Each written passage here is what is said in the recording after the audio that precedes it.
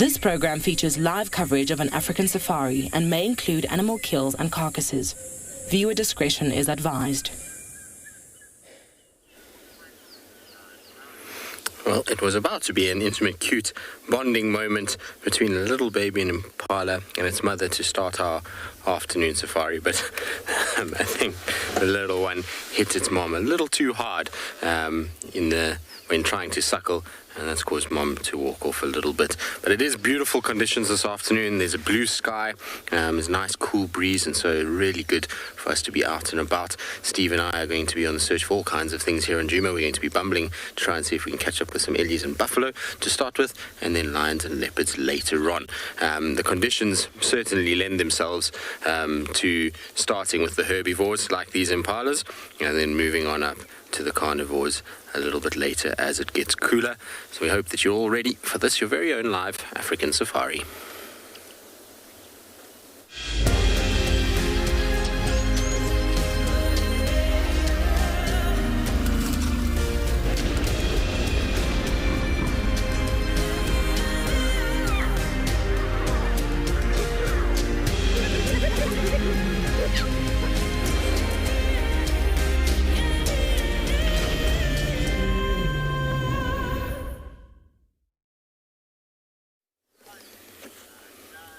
Good afternoon, everyone, and welcome to the Sunset Safari on a beautiful Saturday afternoon here in South Africa. It might not be an afternoon in some parts of the world, but where we are, it indeed is. Like I say, the grass is green, the sky is blue, the impalas are seeking shade because it is very hot in the sun. Even though there is a cool breeze, when you're standing in the sun, it feels like you're being roasted. My name is Tristan. On camera, I've got Impor this afternoon, and we are coming to you live from the Sabi Sands, but not only the Sabi Sands, we'll also be coming to you live from Swalu today, where they will be looking for spotted hyenas, which will be very, very interesting. We'll also have Ingala that will be out, as well as pridelands. Now, because we're live and we're coming to you from all parts of South Africa, we would love to hear from all of you. Remember that you can use the hashtag Wild Earth on Twitter, at FC on the YouTube chat, on the website where you can post your comments, as well as any of the other broadcasted streams. You can use the comment section below. We'd love to hear from you guys. The more questions you ask, the more conversations we can have, and the more we all learn. Also, remember that you can become part of the Wild Earth family if you join the Explorers page. You can just head on over to the website, head to www.wildearth.tv/explorers, and you'll be able to join that and get kind of insight into all kinds of different things like the fireside chat. Now, I was saying that this afternoon is beautiful weather here in the northeastern corner. We don't have any rain in sort of the horizon. It looks as though it's nice and clear, it's warm, but why don't you take a look at the weather that we're going to have at the various locations around South Africa.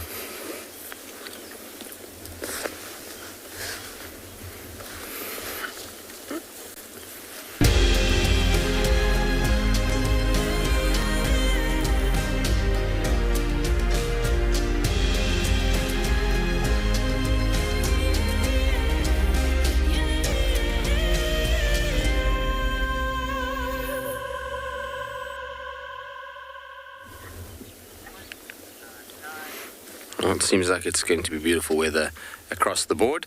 Hopefully, it will lead to a good afternoon of game viewing. Often I find when we get a really nice warm day, and then this with the cool breeze, often it brings things out in the afternoon, and so we should see quite a number of elephants in this part of the world, still with the marulas that are fruiting.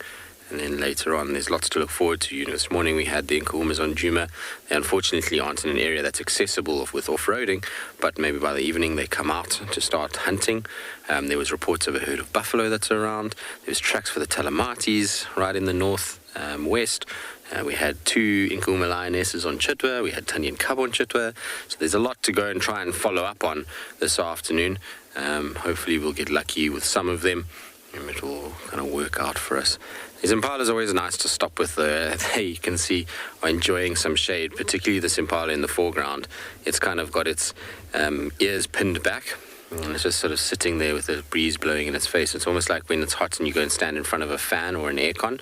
You kind of close your eyes and just take it easy. That's how that impala looks in my mind, as though it's just enjoying a nice breeze and a little bit of rest It doesn't seem like it has a little lamb, so it's not been pestered by that. Some of the poor moms that have lambs get hit the whole time with those lambs in the sort of teat area, and it must looks very uncomfortable, and I'm sure it's not exactly that comfortable, because the older those little lambs get, the more you see the moms kind of flinch at the hit that they take from those little lambs. They look absolutely beautiful though this afternoon. All the animals at the moment just look in such good shape. Everybody's looking well fed, healthy, round. We're not seeing much sign in terms of mange. The mange mites don't do well in the wet weather, and we certainly have had a lot of wet weather. So everybody's looking healthy at the moment, and they're feeding well, which is good. It's going to make life harder for the predators, because the more well-fed the antelope species are, or the prey species, the harder they are to catch. Also, in these kind of conditions, often you find young little animals are able to hide better because of the length of the grass.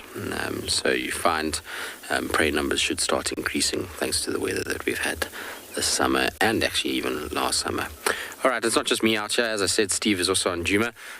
He's, I think, headed up to the northwest to go and see if there's any sign of those buffalo. And so we'll send you across to him to say good afternoon and tell you what his plan is.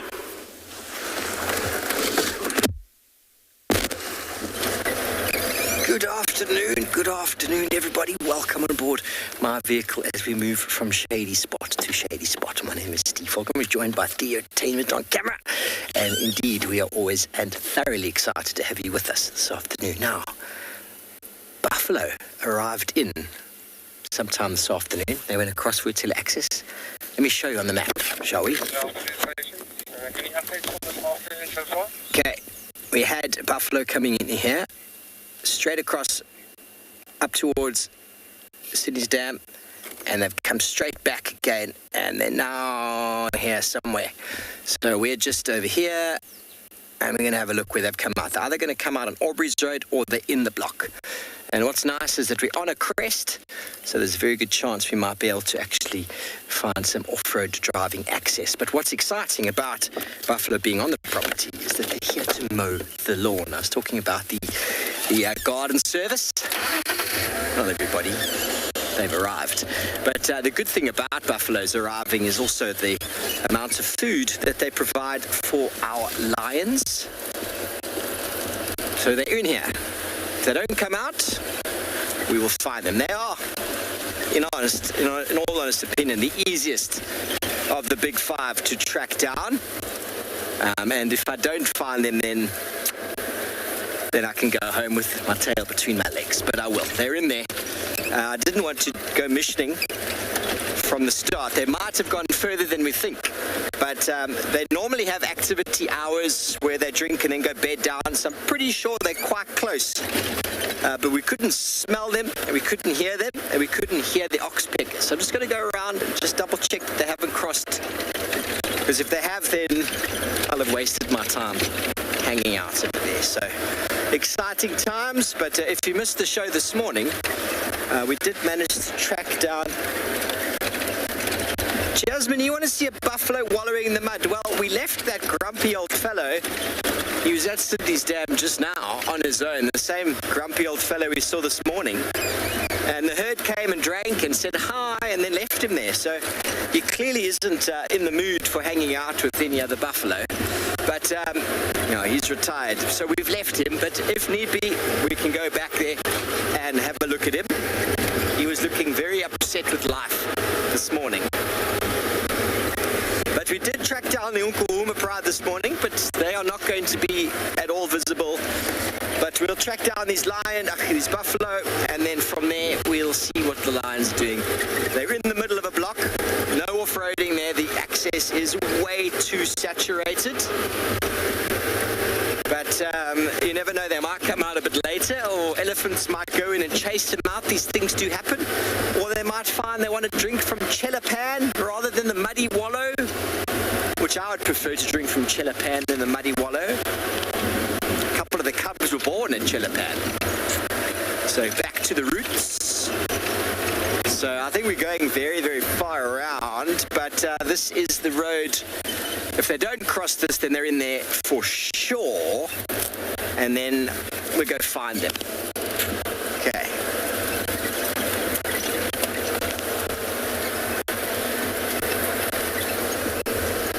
Rosalind, lions take down buffalo very carefully and with a lot of physicality. And essentially what they do is they have to jump on the backside, the rump, and they try and pull the buffalo down, try and get the back legs on the ground. Once the back legs are on the ground, the buffalo is much easily subdued. But until that happens, that time Dave was with me, Darby was with me on the vehicle, we saw the unkumas on the back of a buffalo. There were two on its back and it was running, and there's two lions on its back. Buffalo is very big and the lions have to get it from the back, otherwise those horns, those formidable horns, are very dangerous. I've seen lions thrown 10 feet in the air from a buffalo horn, and yes, the lion died. So buffalo is not something you want to tackle with. And the thing is that they've got to isolate one from the herd. They've got to pull it to the ground and kill it before the herd can help, which is hard, which is very hard to do, but it does happen sometimes in the chase. The buffaloes run, and then the herd leaves an individual behind. Maybe it's an individual that doesn't have a very high rank. They also will often try and go for calves.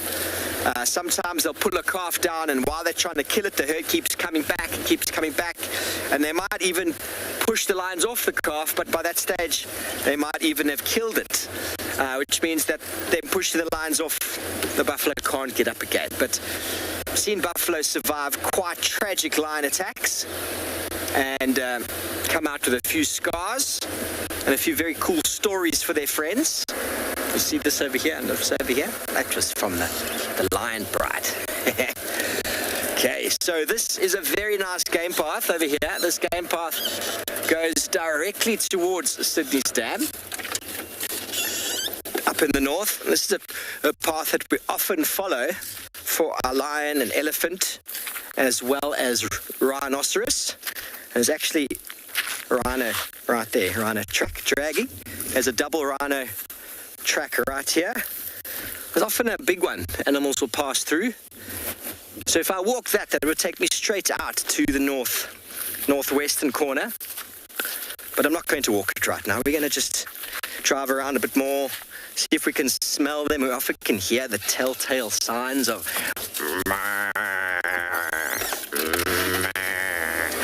but I think they're all in the shade right now, sleeping, because it's very hot.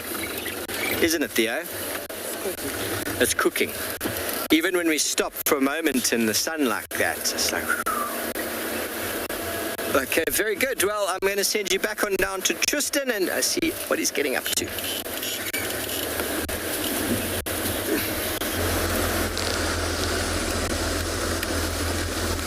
Well, hopefully Steve will be successful with the buffalo. It is amazing how strong those guys can be when it comes to having a whole pride of lions on their back and then still getting away and surviving and, you know, healing from those wounds that they get. Really is quite amazing to see. All right, we're just going to quickly pop in. It's not really a good time for the hyena den. I said it yesterday, but it was active at this time, so we'll try again quickly just to see if there's any sign of them, because we're in the area. We'll kind of have a little sit with them if they are here. Yesterday was fairly busy, but it really requires an adult to be present. If there's an adult here, then the little ones are out and about. They normally sit on the right side of the den because that's where the shade is. The left side of the den, or the north-facing side of the den, gets hit with sun at this time of the afternoon, whereas the southern-facing or south-eastern-facing side is a lot shadier.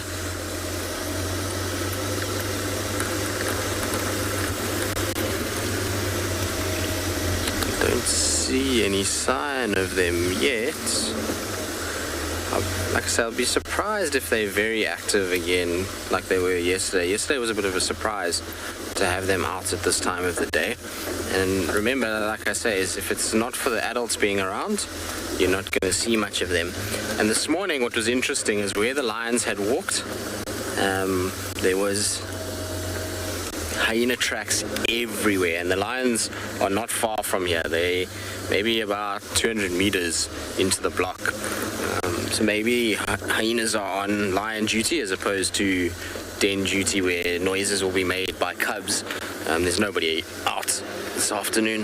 Everybody seems to be inside. Funny enough, there's not even anywhere where they've been lying on top of my vehicle track from yesterday, because we were parked here yesterday. It looks like they haven't been out much since last night.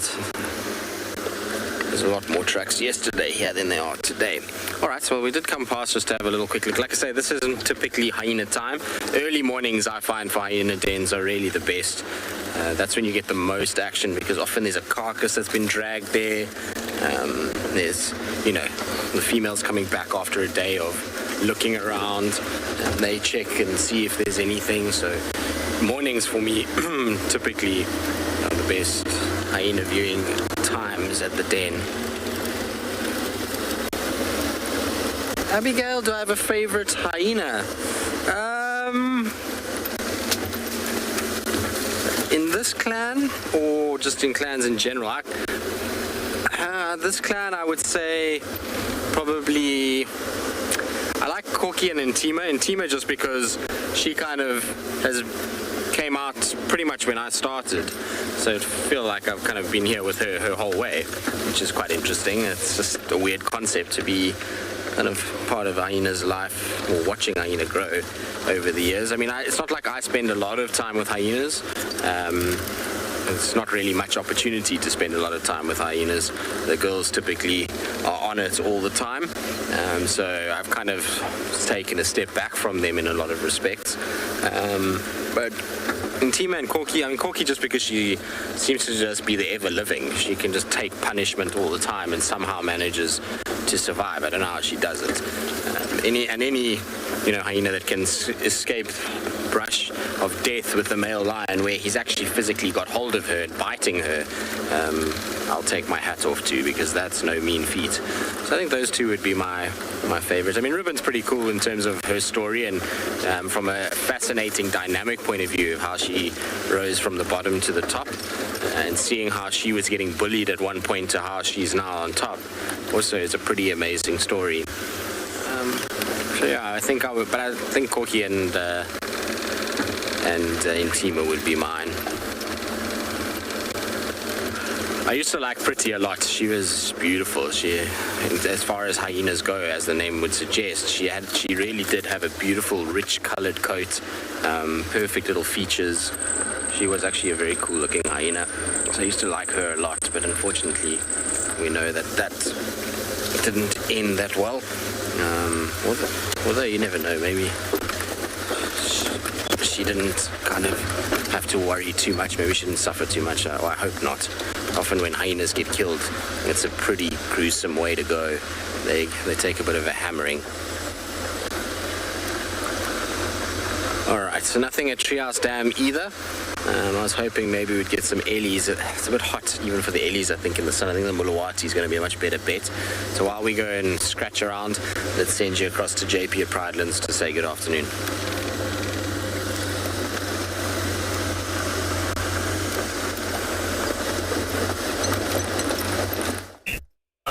I'm coming into Buffalo now. Can I come and join you there? Yeah, you're more than welcome on this. Jacob Boy Static, stand right next to... Good afternoon and welcome to Eco Training Pridelands. My name is JP. Good afternoon and welcome to Eco Training Pridelands. My name is JP LaRue, and behind the camera we've got Gerrit. At the moment, we're just admiring a build-up of a beautiful cumulonimbus clouds that are building up from the south of us. These clouds can range anywhere from a few hundred meters above ground level to as much as 17,000 meters above ground level, close by to the tropics. They generally flat base and have quite large vertical build-ups, and then starts developing a little anvil to the top. One of my favorite clouds is they can produce spectacular thunder showers as well as lightning storms, which I quite enjoy. Hopefully they will bring a little bit of relief in terms of bringing the heat down in the low veld and making it a little bit bearable, as it's currently over 28 degrees Celsius with quite a high humidity. Our plans for this afternoon is just to take a slow little bumble and go and see what we can go and find. We're going to sit here for a little bit longer, see what weather is going to get up to, and then from there on continue. And meanwhile, you can enjoy the beautiful clouds that are developing in the distance.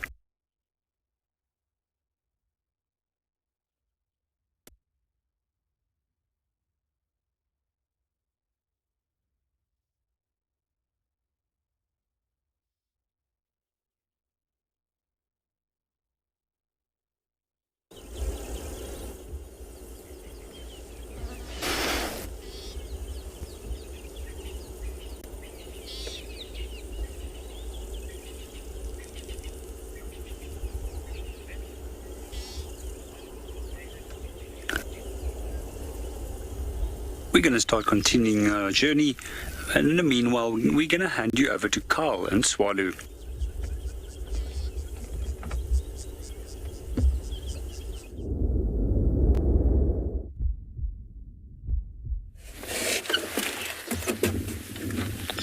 Well, what a wonderful sight we have to start this afternoon's safari. There's actually two. There's one in frame there at the moment, and they are sitting dead still, obviously using their cryptically coloured plumage to blend in with this beautiful camel thorn, providing great protection and as well as cover and a bit of shade. Now, it's fairly hot today. Good afternoon. My name is Kyle. Behind camera is Craig, and thank you very much for joining us here at Swallow Kalahari. These are two young juvenile spotted eagle owls. And I know the spot because they were using a nest site that was obviously provided by sociable weavers. Sorry, Craig, can we just get onto this nest over here? So we were speaking about the immense weight of these nests, and now, through the period we've just gone now, of these heavy rains, these nests soak up a lot of water, and that obviously increases the weight, and that puts a lot of pressure on these trees, although they are very, very strong. This nest, 4 days ago, was actually attached to that tree, and unfortunately now has, for the excess water within it, has now been pulled to the ground.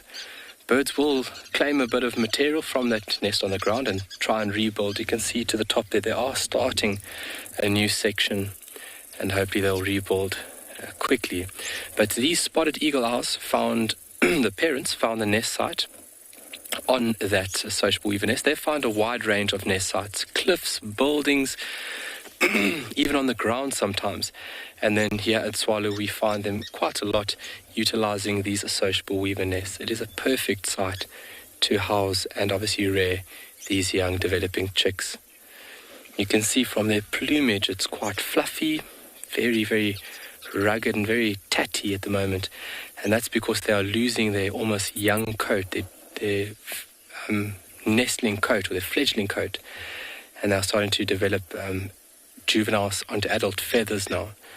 So birds have a set of downs, or a coat called downs. It obviously insulates the body, and they're starting to lose this fluffy young coat, so to say, or plumage, correctly termed. And still reliant on the parents, looking at their size and their structure, and haven't moved far from the original site. But a real treat to see these young ones. And we were on a drive a couple of days ago. We did one night drive and we counted 12 different owls within a space of 4 hours doing a nocturnal drive. And just the abundant food source at the moment, obviously the increased grass, rodents then take hold of that, they have babies, and then these birds will actively breed. They breed any time of the year, mainly through the summer periods. You'd find a large abundance of them breeding. Craig, can we get onto the one on the right there? It's a little bit dark, but this bird is displaying quite remarkable behavior. So when birds are very, very hot, I'll just wait for him to turn around and then I'll point something out.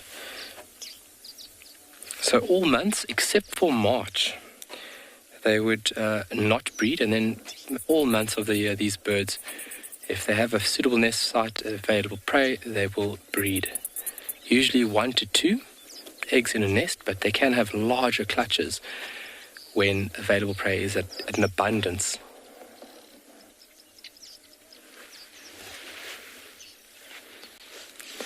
But very beautiful to see these young ones. And they perform a very important role under the cover of darkness. So if you look, you have diurnal raptors. So if you look out here in the veld, we'll have the dominant raptor out here would be the pale chanting goshawk. And then if you look at the ecosystem, you'll have individuals basically utilizing the area, but at different times. And this is where you'll have species specializing in different periods of a 24-hour clock.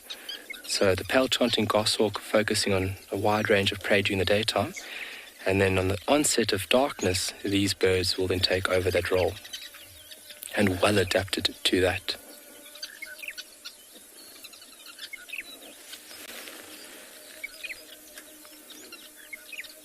So we are meandering east this afternoon in this fairly warm, humid day.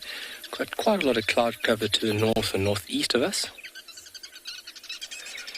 And we are going to be visiting a few pans and looking at all the shady spots.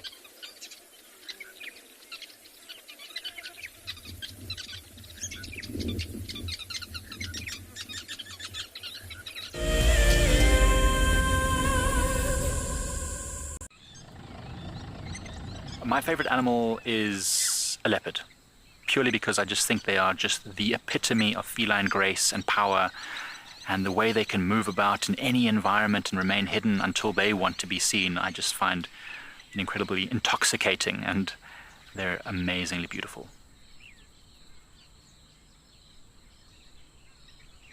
Catch up with the guides daily here on Wild Earth.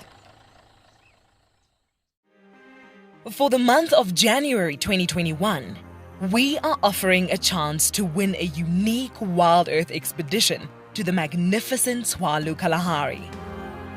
From the ancient Kortai's Koranenberg Mountains to the southern Kalahari's red sand dunes, Tswalu offers what travelers crave most: space and time.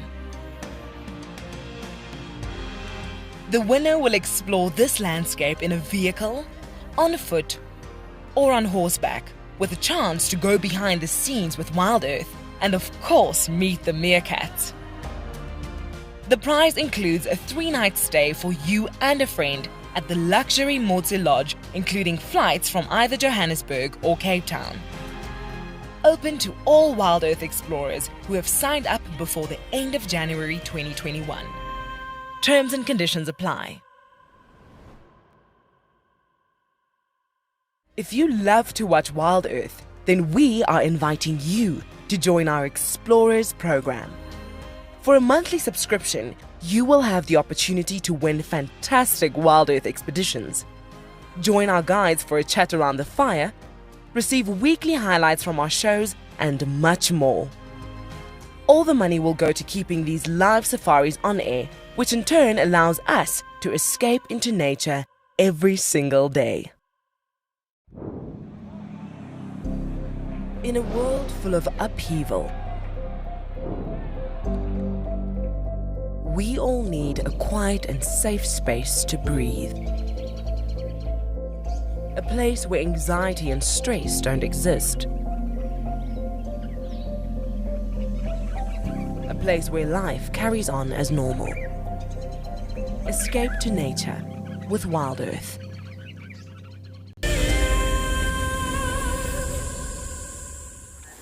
As you can see, we're staring at a puddle of water at the moment for no other reason than that we had a warthog family that was here. They didn't look too perturbed by our presence. They kind of just went into the grass slowly. It's a female with 3 little piglets, and I've been seeing her a lot, and every time I see her, I try to turn off and just sit with them so that they start to get more and more comfortable around the car, because our warthogs mostly run away. They are not hugely relaxed in this area, and it's mostly due to the fact that they don't get a lot of attention from vehicles, coupled with any time that that the vehicle is around when it's winter or drier conditions, then we find that there's a leopard close by. So they've associated, there they come, they're popping out in front of us here. They associate vehicle with danger, and they are very, very, very aware that a vehicle could be following something like a predator, and that they need to be careful. But Mom is getting better and better. This is the closest I've managed to get to them since the cyclone. I've been seeing them almost daily since the cyclone. And so I've just been kind of slowly edging with them closer, spending time. Even when they run away, I just park the vehicle for a little bit so that they realize that we're not chasing them. And it's a kind of slow habituation process of a warthog. You can see the little piglet just starting to come out behind. And they're also getting a lot braver. Look, you see how it's coming out? And you can't say that a little piglet isn't cute. There's little warthog piglets. They're already double or tripled in size from when they were born. But they are very, very cute. Peter Pan, the reason they're called warthogs is because of the warts on their face. Difficult to see in a female, but if you look between the eyes and the nose, there's these little warts that come out all around the eyes themselves. And so those little structures that come off of the face resemble warts, and therefore the name is kind of stuck, warthog. Now, those are not there for show or just because. Those are there for a very good reason. Those little warts are protecting these guys, particularly the eyes.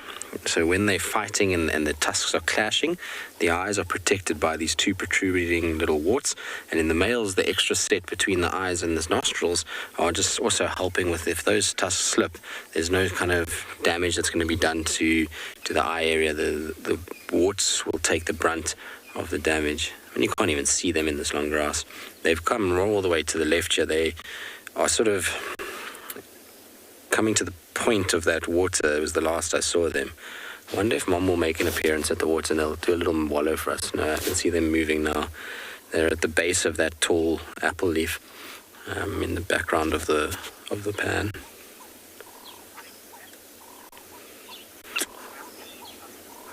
All right, they're slowly moving off and away from us. But like I say, these are all exercises in trying to get them better and more used to us.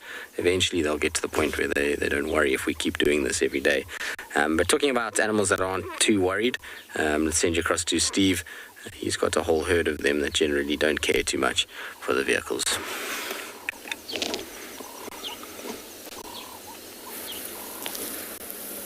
Well, thanks, Tristan. We did find the buffalo.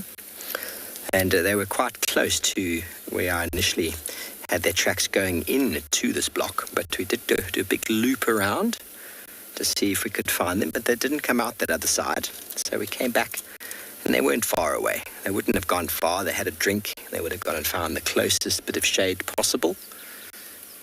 And we're enjoying a little bit of shade ourselves. There we go. They're all over the place. I think it's a very big herd. Very big herd of buffalo. But what I love about their movements is that they move in sort of like a flower petal-like motion, sort of like figure of eights. They go to the water and then they come back again. They try not to utilize the same area twice in the same sort of time frame. It's a very important ecological sort of movement or ecological function out here. Buffaloes need to go to water, sometimes twice a day. And when they go to the water, they do this big sort of arc. They go there and they come back a very different route. So that when they end up moving away from the water, they find themselves in an area of different grazing, different feeding. But at this time of day, you'll often find them doing exactly what they're doing now, bedding down. They have peaks of feeding in the early morning and in the afternoon and even late at night, whereby they can fill their belly with food and they can go and sit in the shade just like this and regurgitate and maximize the potential of that vegetation that they're ingesting to be digested. Very, very poor digestive system. I mean, in the fact that they require enormous amounts of water. So they're not very water efficient. Buffalo, not like many of the other animals we come across. Giraffe, for example, have got very well reduced moisture in their dung, whereas buffalo, they just splatter out huge amounts of moisture, which makes them very dependent on water. Joy, you love their hairstyles. Okay, well, it's not really a hairstyle. He's wearing a helmet there. I suppose everybody's got a hairstyle under the helmet. It's called helmet hair. Let me move forward a touch. Maybe we'll get a couple more. I'm going to sacrifice myself into the sun for a little bit.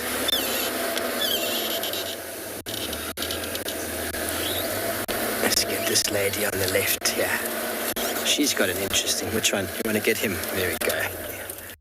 He is a beautiful boy. Bubbles, I'm not certain on the exact amount a buffalo will drink, but in one go, in a very short period of time, they can take in 36 litres, which is an enormous amount of water. I think I probably don't even go through that in a week, and they do it in one gulp. But they can walk in, they sort of drop the lip, they drop the diaphragm, and it just gorges themselves with liquid. That's a strategy, of course, of drinking quickly to get away from the watering hole, because being by the water is potentially dangerous for them. As we know, predators like to lurk close to and around.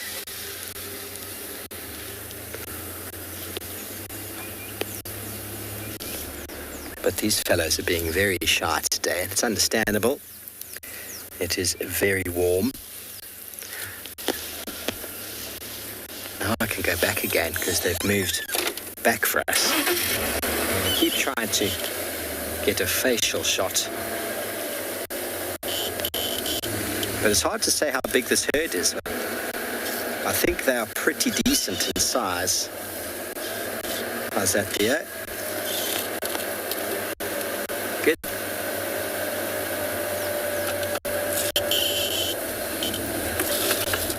Okay, so some very prime breeding buffaloes here. These big bulls go through lots of sort of pressure in the herd. They're constantly jostling with each other. There's huge pressure amongst them for the mating rights to the females. But in so doing, they also develop quite strong bonds with each other, these bulls. And that's why when eventually they retire, you'll get a group of 10, 15, even 20 bulls moving off and forming a retirement group of dugger boys, which is basically the local word for mud. Dugger is mud, so they cover themselves in mud. You often find them in and around water, and they just retire. They give up on the pressures of the herd, give up on the pressures of having to fight and jostle and compete. And slowly but surely, those individuals away from the protection of the herd, like the one we saw this morning, get whittled away one by one until they're all gone. Okay, well, we're going to send you back over to Twala Kalahari, who I believe has got an owl.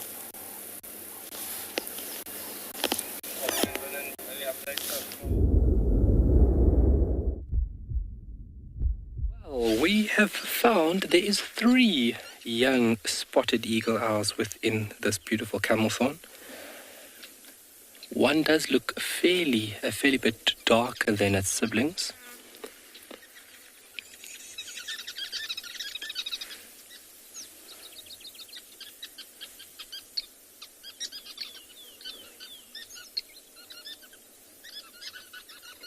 Very nice thing to see young individuals like this. Shows that the ecosystem is flourishing.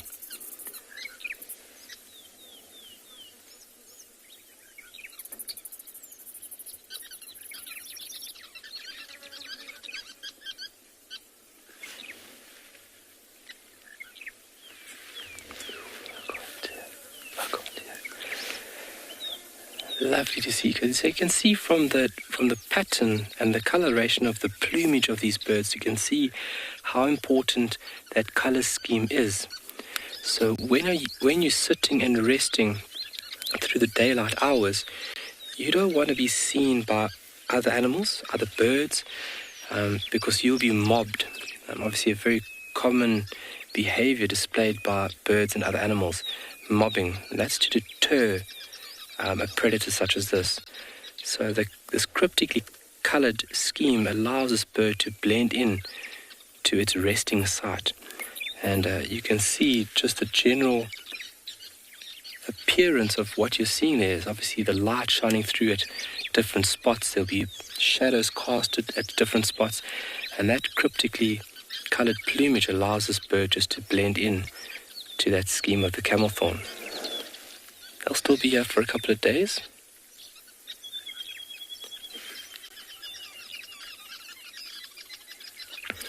chicks generally leave a nest at about 30 odd days. Obviously it would vary, 30, 40, it's not written in a book. So when I say dates and gestation periods, it's always a give and take. It's not all set in stone. But generally about 30 odd days they would be at a nest site, actually at the nest site.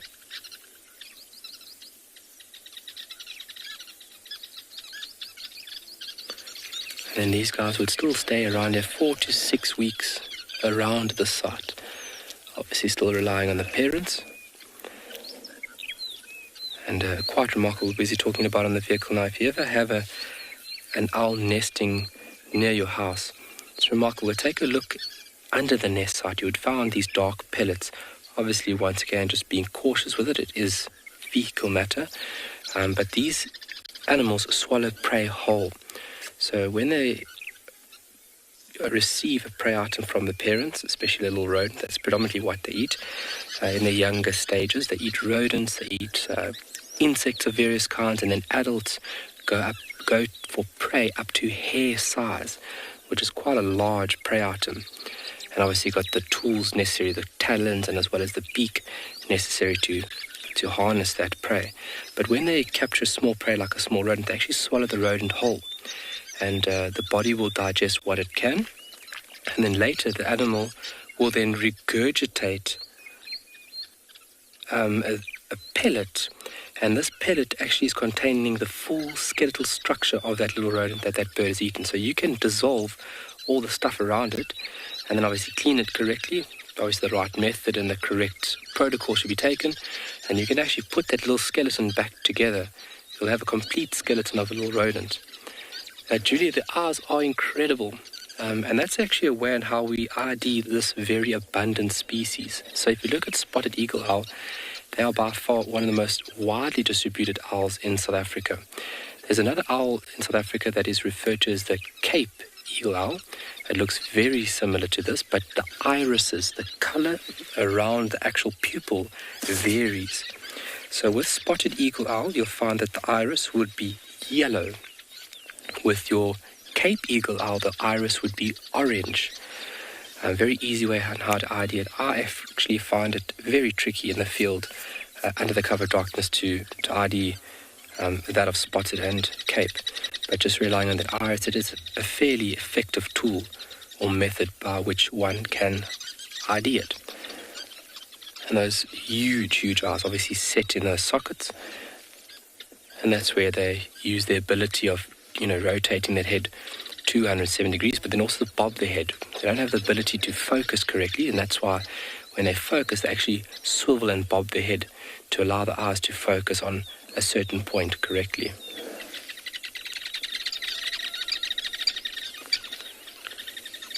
These little tufts. These little tufts on top of the head there, very important tools. For a long time, people thought that it was to increase the hearing ability. That is not true. Those tufts on top of the head are aiding in camouflage for this little animal, so breaking up the general outline of the animal's body. Very nifty little tools to keep the animal hidden.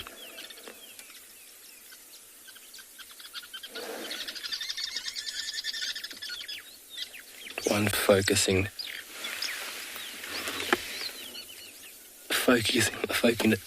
on us quite with a lot of determination. Whew, getting wrapped up in my words.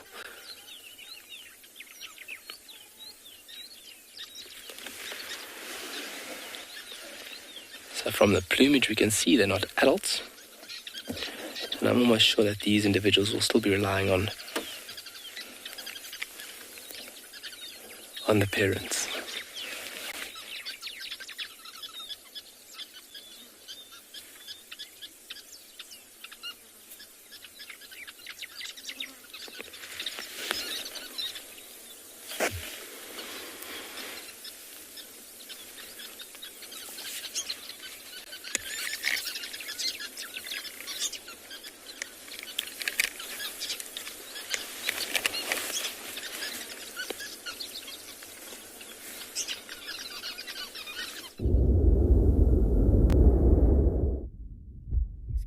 Now, we haven't moved very far. We've got some prime real estate here in a wonderful shady tree with our buffalo herd that are all still just sort of bedding down all around us.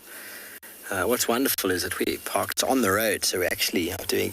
This is an area I was walking in earlier when I had to look for the buffalo on the other side, that the ground is dried up beautifully. And in an area like this, you can see just in front of that buffalo is a silver cluster leaf, but all behind it, it's all red bush willow felt.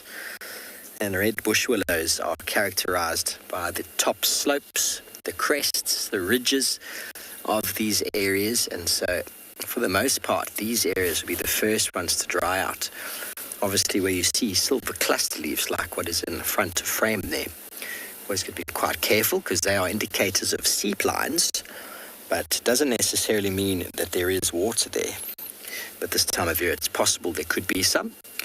So we haven't had to make any decisions yet. We can just sit here, just on the road. We're on the fire break road with the north. The buffalo didn't get too far from the water. There's a good chance in the next little while they'll get up and start feeding again. Definitely seems to be some activity.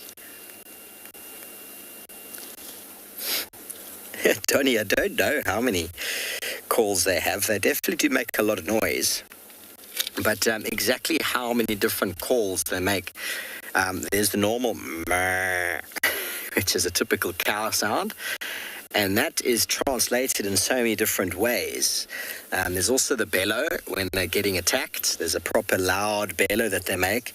And there's also the sort of the big huff and puff that they do when they're pushing each other around. So very typical cow sounds, very typical cow sounds. And obviously they probably speak quite a deep and meaningful language. But I don't know how many different vocalizations they make. They all sound rather similar. But this herd spreads all the way out into the bushes beyond. And there's oxpeckers going crazy all the way through the bushes past these buffalo. So I'm guessing this is a decent sized herd.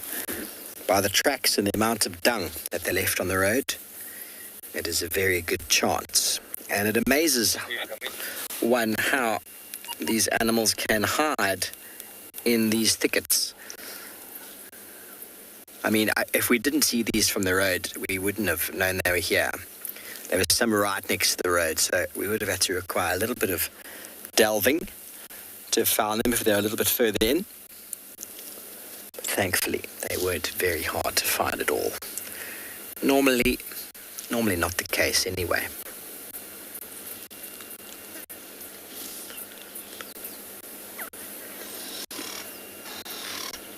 Okay, so the feeding is starting. That's a good sign.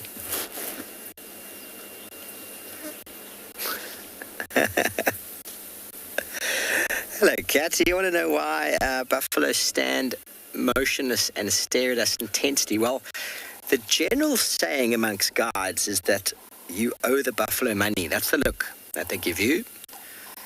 But it's basically what buffalo do. I mean, first of all, they got very expressionless faces, but because they got quite a long face and these curved horns on their head, they look very intense. But the buffalo strategy for survival is to not run away, to not run from their prey, or their predator, should I say. And if they do run, they often will get chased. So for the most part, buffalo will stand and stare for the longest time until they feel too uncomfortable and then they run. So that is what they do. It's their strategy of survival. Look as intimidating as possible. And buffaloes on their own will not run unless somebody else runs first. And that staring and standing on the ground is a very, very important strategy. We talk about it with us on foot with regards to lions, because that's really the only major threat buffalo face is lions. It's been a battle for many, many, many, many years. And so buffalo know if they run, what do the lions do? They chase them. And we know that as people, we know that as guides, we know that as training facilitators, as trails guides. Number one rule, especially with lions, you do not run. Because if you do run, the lion is going to switch from any other motion or behavior it might have to one of, I have to catch this running organism.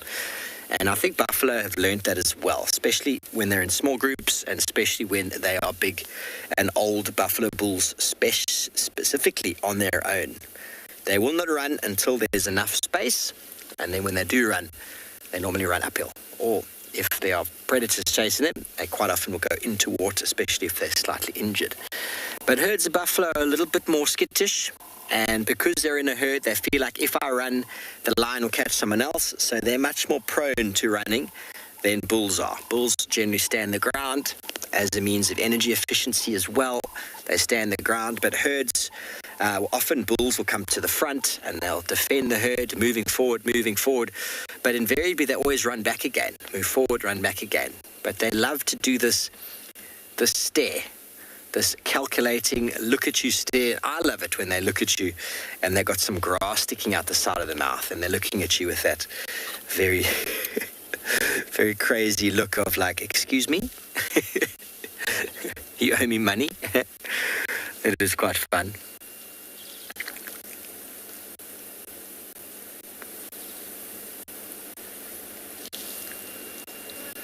But the behavior between a breeding herd of buffalo versus buffalo bulls is a very different one.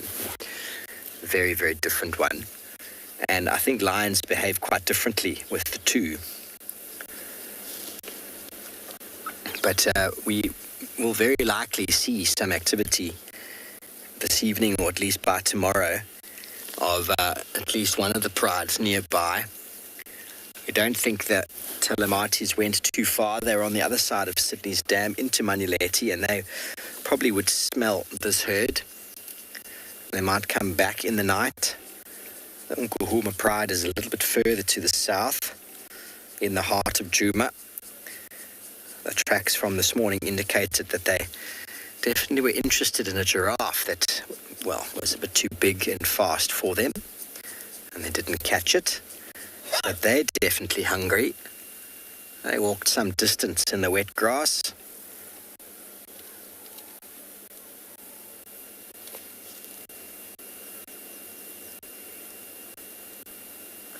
Celtic spike, I don't think so.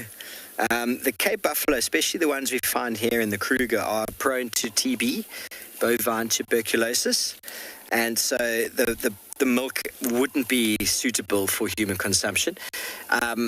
There is a very good chance of that being passed on, as far as I'm aware. That's how they create disease-free buffalo, is by getting buffalo calves from buffalo that are diseased and removing them from the mother before she's able to suckle them. That is how they eliminate the potential of the transfer. But it would be very hard, I promise you, to try and milk one of these fellows. Theo, would you be up for the challenge of trying to milk a Cape buffalo? Theo says if it was tranquilized, he would definitely try. But I don't think it would be the most viable of options. They are not domesticated in any way. Even disease-free buffalo around the country, places where people have reared them from young, there have been many deaths of people because these animals are not domesticatable. They are not cattle. But in saying that, around the world, how many people get killed each year by cows or big bulls? Probably far more than anybody really gives credit for. And, well, big buffalo, trying to be domesticated or wild, are extremely big, powerful, and dangerous animals.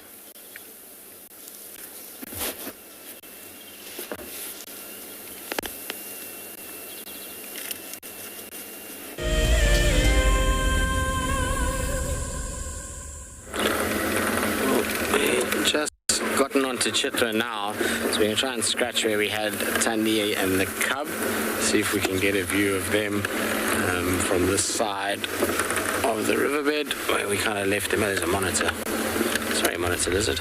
I didn't see you there until now.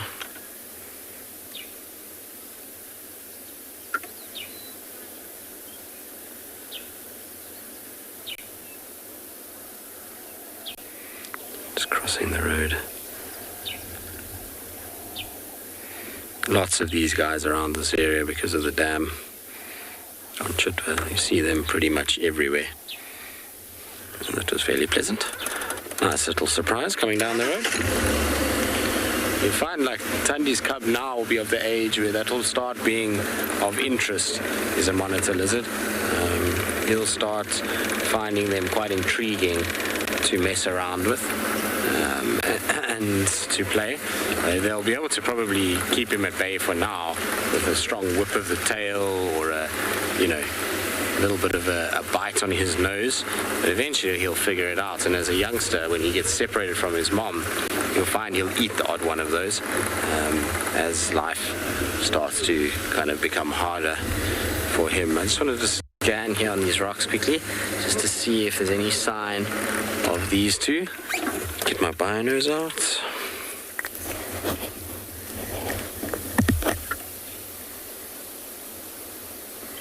Sometimes they hide behind the rocks, but I think with the heat of today, I don't think we're going to see them on the rocks themselves. I expect them to be in the riverbed, if anywhere, or on the banks of the river. I don't think we're going to see them on the rocky sections or ledges. Those rocks will be steaming by now, after all the heat we've had today. Just quickly check where I last had them and see if there's any sign of them there. Bit of a difficult area, but we'll give it a bash.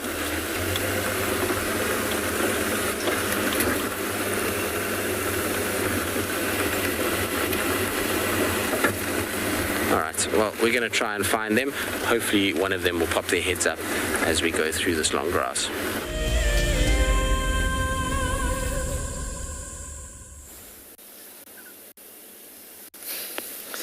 Welcome back to our ruminating female buffalo this time. Standing out in the open with a calf behind her of the year before. Sort of December, January time is a peak period for buffalo to be breeding. So that's the first youngster we've seen, but it's not a brand new youngster. It's at least a year old, maybe even more. Probably just a year and a bit. And she doesn't necessarily look overly large, but she does look a little bit round. So it is a time when buffalo will be breeding. They do like to breed in the summer months here in South Africa. In Kenya, they can breed at any time due to the availability of vegetation. But what I do like to do and to draw your attention to is the oxpeckers on the buffalo these days. Endangered Wildlife Trust has put a lot of effort into the re-establishment of yellow-billed oxpeckers into the population, whose population in South Africa almost completely disappeared up until a point, and they are recovering very, very well. So whenever in a herd, have a look, see if you can spot a yellow-billed. I can only see red-billed at the moment. The yellow-billed is basically got half red, half yellow on the beak. The beak of the bill, doesn't matter what you call it. And they prefer to be on sort of the bigger... Oh, there's one in front of us on the road. No, yes, it is. The one in front of us on the road, the yellow-billed. There we go. That's a yellow-billed oxpecker. Very good. You'll see it's half-half. Hello. How splendid. So they are coming back strongly, is it? Maybe I'm just seeing the grass in the way. It's having a little bit of a dust bath. As well, they do preen and cover themselves in oil to keep themselves... I think that is actually just that's a red bill. Sorry, everybody. I got an angle with the grass behind it. A little bit of ant movement on the ground is now getting the dust. Best way to remove oil from the body. They get covered in oil from the preen gland. And if there's too much, sometimes it's nice to get a little bit of it off. You'll notice at the fuel stations, there's always buckets of sand. You always wonder what that might be for. That's for oil spills. Best way to collect oil is with sand. We've got a few bulls hanging down here in the thickets.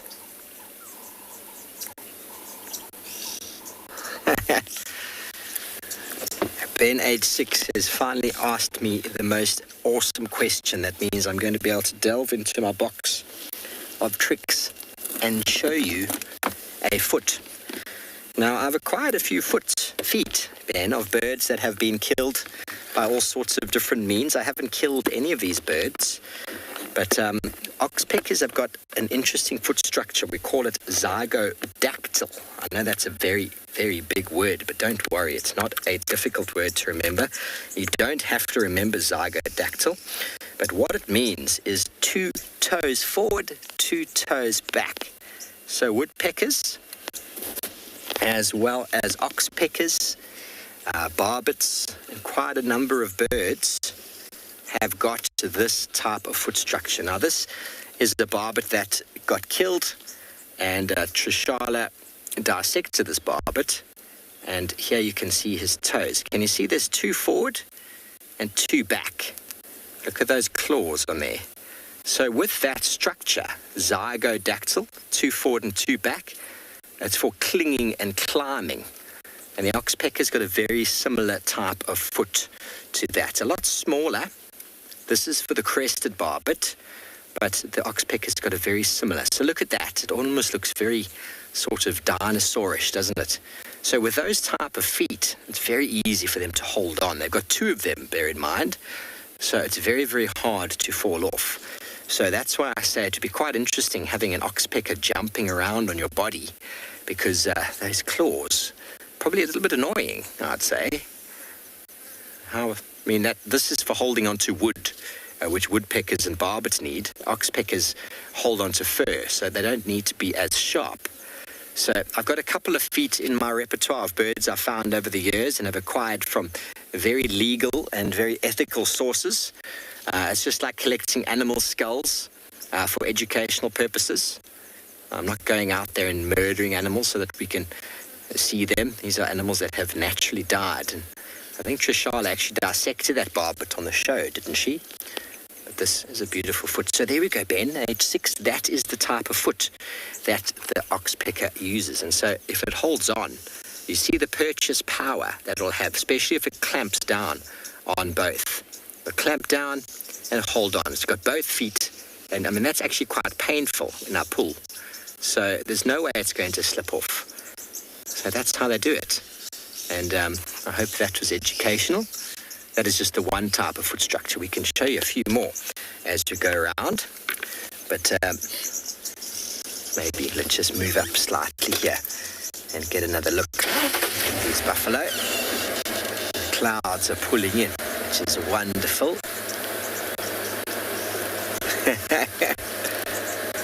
Sorry, you want to know if oxpeckers ever land on lions and leopards? Well, maybe once.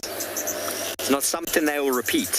It's not something they will repeat. Can you get through that gap there? Or is that... Oh, here we go. Here we go. There's 2 young oxpeckers on this mama. 2 young oxpeckers. Now, you can tell that they're young because they've got a pale beak. A very pale beak, and I wouldn't be able to tell you the difference between juvenile red-billed and juvenile yellow-billed oxpeckers, but considering those 2 are in amongst 2 red-bills, you can assume that they are definitely red-billed chicks. Can we zoom in on them a bit? On the oxpeckers. Thank you. There we go. Those 2 youngsters, you can see them on the top. They're probably freshly hatched. See, you can actually see the feet now. 2 toes forward, 2 toes back. And they're learning the ropes right now. They haven't quite figured out yet how to hang on the edge. That one's actually got the potential. They're moving them 3 forward at the moment. So some birds have that ability to move, sorry about the movement there, to move their toes so that they can assist in the movement. So there we go. Please feed us, Mum. We're just going to hang on the top here. We haven't quite figured out how to move. There we go. She's actually doing 3 forward and 1 back. But for the most part, oxpeckers have 2 forward and 2 back. But clearly they're able to move them so that inside toe can rotate backwards. It's something that we see in mouse birds. Mouse birds are very, very good at changing their toe structure. Can you believe that mouse bird can go 2 forward, 2 back, 3 forward, 1 back, or 4 forward? That's a term, the four-forward, known as pamperidactyl, something we find in our swifts, birds like bats that like to hang. Very beautiful. Nice to see the youngsters. The young buffalo as well, getting a proper cleaning. That adult is cleaning and then going and feeding the chicks, who are learning the ropes as far as how to gain ticks. There we go, watching, going, where exactly do we get this food from? Mum's going to show her.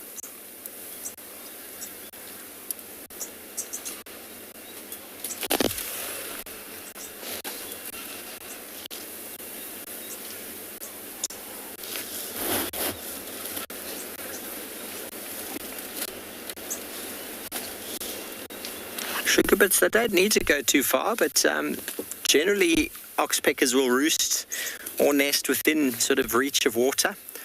So the animals come to water, and there's lots of water around, so they won't have to go too far to get food. And they can fly anyway, so nothing's really too far for them. A few kilometers is nothing for an oxpecker.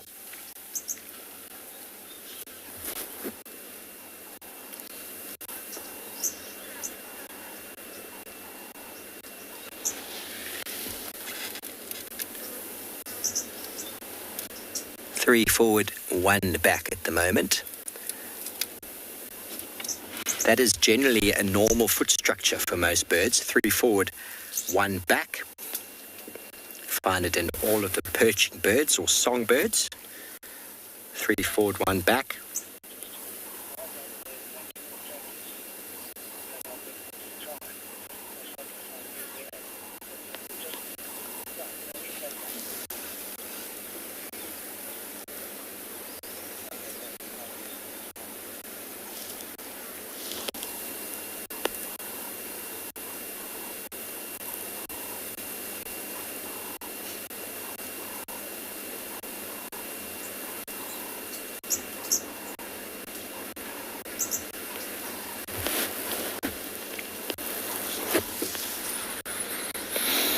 Okay, well, we might stay with our buffalo for a little bit longer. We might move off, but let's send you over to Ngala to say good afternoon to Tess.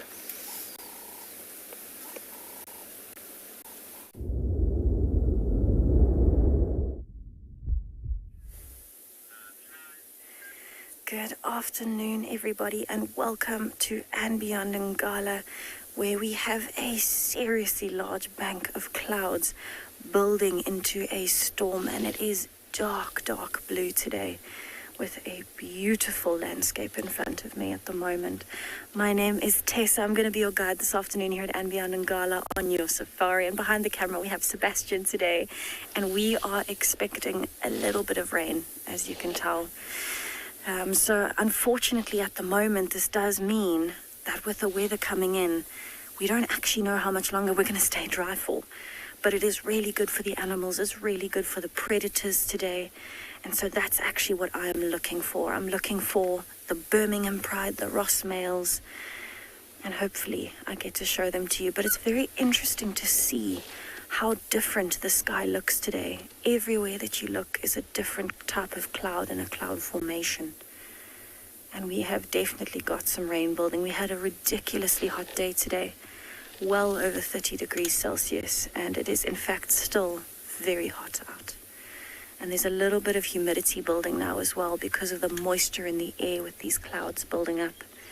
And also because there is still so much moisture in the ground. In fact, the Timavati River is actually still flowing at the moment.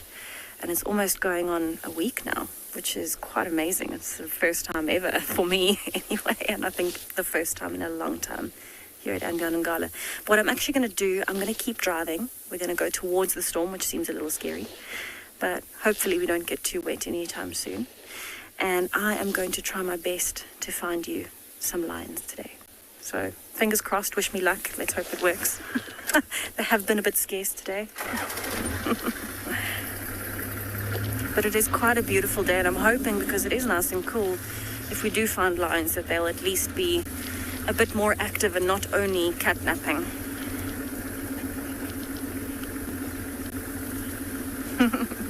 Hannah, yes, these clouds are quite something.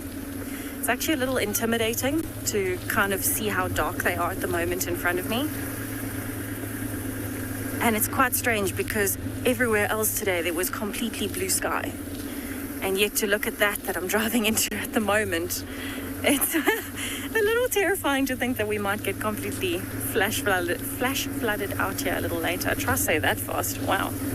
Tongue twister. But I can actually already feel just moving a little bit, even though it is a bit humid, the breeze is actually nice and cool. So I'm hoping that will really, really help with finding some of those cats. And in fact, we've seen a lot of spurfowls and franklins today. A lot in the road. This looks like a group of 5 that are having a bit of an interaction. This is a crested franklin. And they all look like adults. There are no smaller ones. Looking for some... Oh, nice stretch. Looking for some food on the floor. So these birds in particular spend a lot of their time on the roads, especially in this weather, because it's not so hot. They don't need to find shade. And so where it's nice and open, they can really try and dig for some food here in the sandy patches. But it always amazes me how, you know, even when there's a threat coming towards them, they literally wait until the last second to move. And I suppose it makes sense, because if you have a look at that bank of grass behind them, can you imagine going from somewhere open that you can see what's coming to having to fly into this bank of unknown where there could be an African wildcat or a serval or something waiting, and you have no idea because you can't see through that wall of grass. So I guess it does kind of make sense. Beautiful. They have gone around the corner.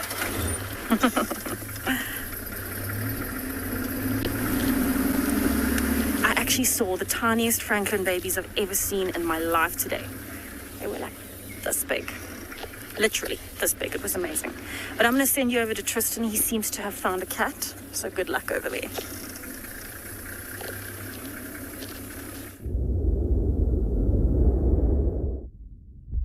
I found our little boy. He is sitting beautifully on the sand. He's a curious cat, that's for sure, and his demeanor towards us is changing on foot. This cat he wasn't here just now. I walked here all the way along to the kind of point well, just in front of him, there's like a sandbank and it ends in a terminal point, and that's where I stopped. And I heard something moving, but I couldn't see anything. So I walked back to the car. We had tracks for Tundi coming out of the riverbed towards Torchwood. So I just went to check there. Her tracks continue north, and then came back, and he was lying exactly where I was walking. So he's curious enough to come and see, and the fact that he's very relaxed now is a good sign. Yesterday we were talking about it, I think it was yesterday morning when I was talking about it, is that often when the cat sees you on foot, it gets curious, and so when you kind of leave, it goes back to where you were to go and see what you were doing there, and that is a really good thing when it comes to cats and being able to find them on foot. If he's starting to understand that I'm not here to chase him and hurt him, then he understands that we go and we come with a vehicle, and that's okay. It doesn't do anything to him. It's not going to affect him. It's not going to make him in any way change his behavior, and it makes it much easier for us, because when we do walk into a block and we find him, he's not going to run away. He's just going to stay where he is, and then you can come with the car and he'll be relaxed. I mean, you can see he's not in any way nervous or feeling like he kind of needs to hide from us. I mean, he's sitting as out in the open as one could ever ask for. You can actually see Mom's tracks to the left of him, which is what I saw, and I thought maybe it was his, because where I left him, he's not far from here. There's tracks that run on the sandbank to the left, so you'll just make them out, kind of moving down that left flank there. So I wonder if, those are the tracks that I saw, and I thought maybe this is him. I couldn't see them nicely because there's a whole river between us and those tracks.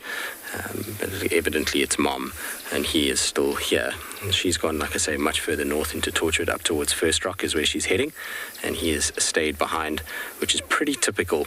It's also doing exactly what we thought he would do, is lie in the wet sand, given the heat. It must be nice and cool on that sand. The only problem with the wet sand is it gives his chin a little wet, tufty, kind of dirty look. When he had his head up now, I noticed his whole bottom of his chin the fur's all matted from being wet.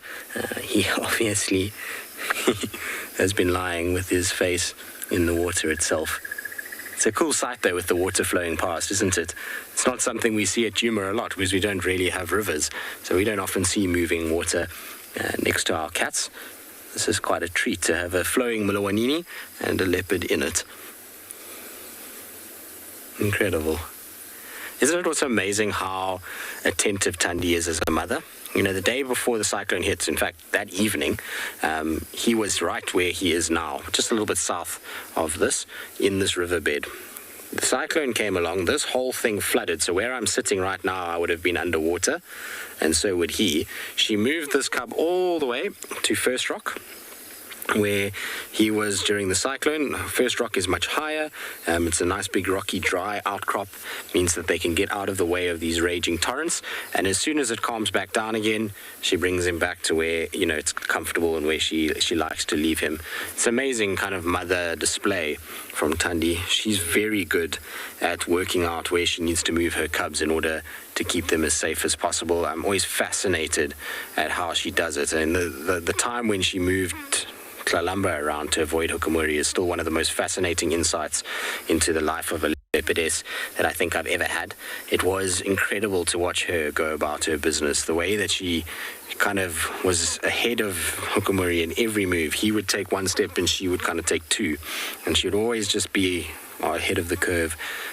If it wasn't for that, Tlalamba surely wouldn't have survived. I mean, Hukumuri was actively looking for them. He would be on their tracks, nose to the ground, follow, and she would do everything she could to move that cub around. She didn't keep it in dens for long. Her whole denning behavior changed, because prior to Hukumuri arriving, for the first 3 months of little Tlalamba's life, and yes, that's the most vulnerable, she only used, in fact, it was 4 months of her life, she only used 3 den sites, and those 3 dens were occupied for quite long periods. The one in the Mulawati, I think, was almost 5 weeks that she kept little Tlalamba there.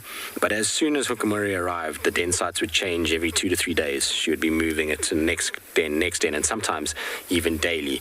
If he was around and he was vocalizing, that cub was shifted and always in the opposite direction that he was vocalizing. So she just bounced this little cub around until she felt like she was in safe enough distance. And then she would kind of keep it there, and using really dense, really thick, really difficult to get to areas, which would have made it hard for Hukumuri to trace the scent easily. And also when she was at the dens, I used to watch her leaving in different directions every time. She never approached or came or left at the same direction. She used to go away and come from another angle, and so that means that scent trail was never becoming kind of well-trodden, and a path was developing. It was always random. She wouldn't walk on paths. She wasn't walking roads a lot at the time. I remember chatting to Herbie, who was a guy that we had that helped us with tracking at that point, and he was saying that it's amazing how she would change her whole behavior to suit the conditions. There's a car approaching. I don't know if it's one of the vehicles from our side or from the east. I haven't yet called in on the eastern side. I called some of our vehicles because this morning a lot of the guys were coming to see him and they weren't around. Buffett, yes, he can hunt on his own at this age. He's old enough now to be hunting small birds like franklins, lizards. He'll be able to hunt, things like small duiker would be, scrub hares. Those would all be, he's powerful enough to bring that down. In fact, he's probably even powerful enough to bring down an impala, female. But his technique needs work. And so him hunting lizards and chasing birds and squirrels and all these kinds of monitor lizards, frogs, these are all going to stand him in good stead to understand his technique and therefore eventually become the individual that will be able to hunt and be able to figure out a way to hunt the bigger things. So he'll learn lots of techniques from that. He's going to learn how to use his paws properly. He's going to learn how to stalk, how to stay hidden, how to use wind. All of these things are going to come into play once he's practiced enough on the smaller stuff. And so even innocent games where it looks like he's just running after franklins and not really trying, that's all information that's being stored, and he's understanding, okay, the Franklin flies like this, the Franklin does that, the Franklin moves in this direction, and slowly but surely he'll hone his skill. And you'll find with all of these cats is they start to hone in on one kind of particular thing. In this area, it's mostly impalas, but if you look at his mom has really become incredibly efficient at hunting scrub hares and duiker. Like, those are the two things that she targets more than she targets impalas. She's figured out that those two animals for her are big enough to sustain her and small enough to be able to hoist without having to worry about hyenas. Things like big impalas, she doesn't, at her age, have the strength anymore to really get them up straight away, and she's losing a lot of them. So she's now cognizant of how she needs to approach her hunting, and he eventually will start to learn those patterns as well, and he'll start to hone in. So he might start to become a leopard that really focuses on warthogs. He starts hunting only impalas for a while, and he'll hone that technique and eventually get it right. And if that wasn't kind of evidence enough with Tundi, if you look at Hosana, when he was here, you just had to watch the dam cam and work out how he figured out in a dry period, in a very dry year in 2018, that the little dam in front of that camera was the only source of water for a very wide-ranging period. In fact, there was another source of water at Gallagher Pan on the opposite side of the lodge. But what he worked out is that those two pans were the best places for him to find food.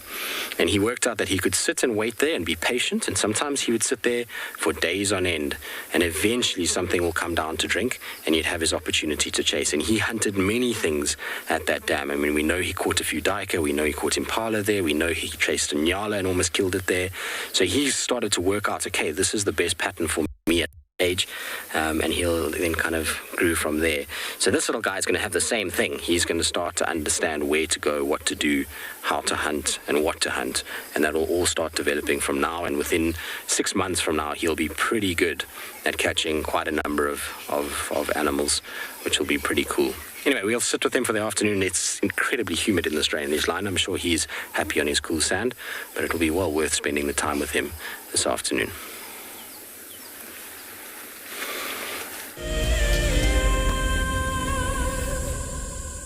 This is Rusty. He's my favorite vehicle, and we've been through all the good times here in the bush. Now, if you feel a connection to Djuma Game Reserve like I do, then we have a fantastic opportunity for you. You can have your name engraved on a brushed metal plaque just like this one, and we will attach it to Rusty so you can always be with us on safari in spirit. We will even send you a digital photograph once your plaque is mounted on Rusty. Spaces are limited, so grab your spot now. Hi, I'm Damon, and I come to you live every day from and beyond Pinda Private Game Reserve here in South Africa. I think the most underrated wild animal is the buffalo, and I think many people want to see them because they're a member of the Big Five.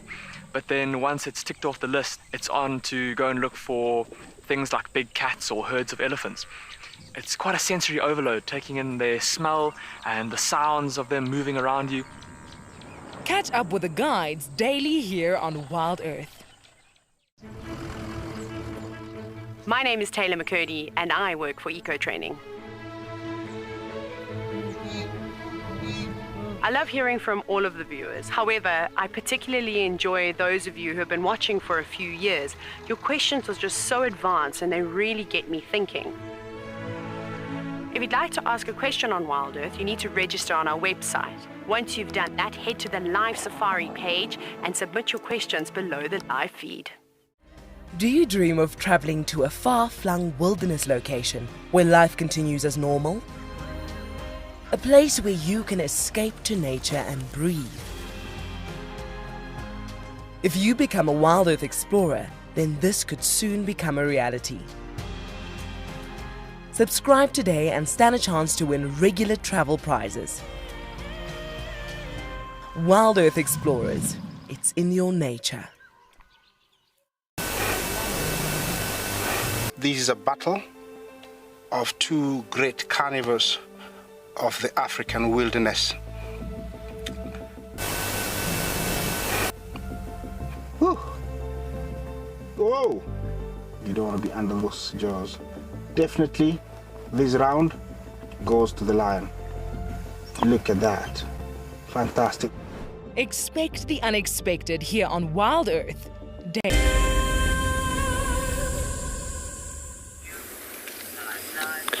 still with a little cub. I feel like he's going to need a name soon enough. Kuchava and Sibui, I've asked the guys that, where they occur more than, for us.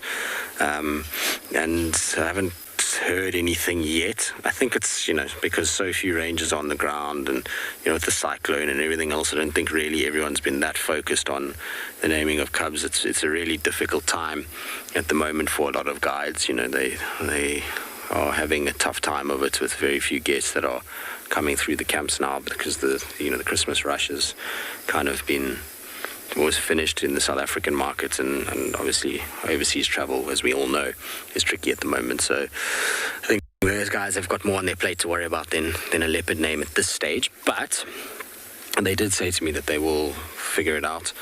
So, I mean, we know with Sibui's cub, he's got a name already. I don't know why I said Sibui's cub, but with Kuchava's cub, and so hopefully we'll get a name for him. And then this guy will be next. But he's still got a few months to go. He is not quite one yet. Normally we name them at a year old. So we'll see how that all plays out, and whether or not that's a name that he gets given is sooner rather than later. It's going to be tricky now because I think the guys from this side are going to want to be a part of it, but we've had him for so long in comparison, and I think it will be only fair that the Juma guides and the Torchwood and Buffelshoek landowners get a chance to name him, given how much time they spent with him. We haven't spent a lot of time until fairly recently. I remember, when was it? When I was here, it was October. He was not really a feature of the landscape. We didn't see much of him at all. And then I came back, I think maybe it was earlier than that, but there was the October, November, there was 2 stints in a row that I did, and we spent a lot of time with him. And then this time, we've also had a lot with him. We've seen him pretty regularly over the course of the last few weeks. I mean, bar the cyclone days where it was raging torrents and we didn't actually go out and drive, and then waiting for things just to settle a bit, we didn't have too much luck. But since before and now today, we've spent a really long time with him, and it's showing. You can see his whole demeanor has changed in the last 4 months. He's gone from fairly, not nervous or shy, just fairly aware, I think is a better way to put it. It pays for a leopard cub to be aware and to understand his environment and understand that big, loud objects are things that he needs to be cautious about, and that behavior takes time to be able to kind of get them used to us. And so since he's started to see that we're not taking kills from him, particularly spending a lot of time with him on kills with mom, I think that's been a big help. And then from that, also just spending time with him on his own, not worrying about driving around too much or how good the visual is, just letting him become comfortable. He's now developed into a cat that, as you can see, is sleeping right out in the open, very, very close to where we are, and has zero worries. And even, like I say, on foot this afternoon, he's been a treat.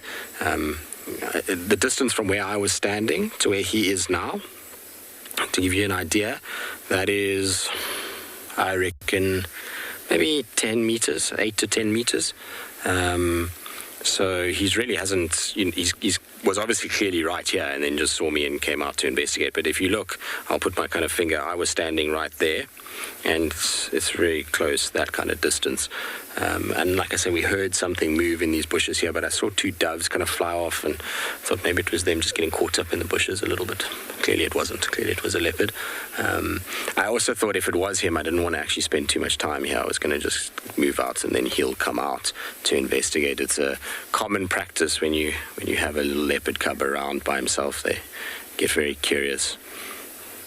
All right, well, we'll stay here and just enjoy our cub. It looks like he might go southwards. He's obviously spotted something he wants to stalk. In the meantime, though, let's send you across to Tessa.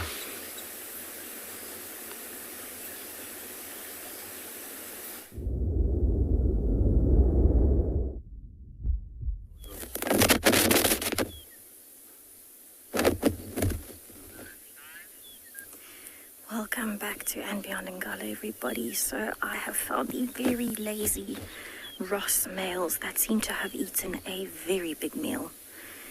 And this is the same one that we noticed has a new puncture wound in his head. And you could see it there just above his eyes, literally in the middle of the top of his head. He's got a clean, round puncture wound. And it looks almost like it was a fang. I don't think that was a claw, it's too round.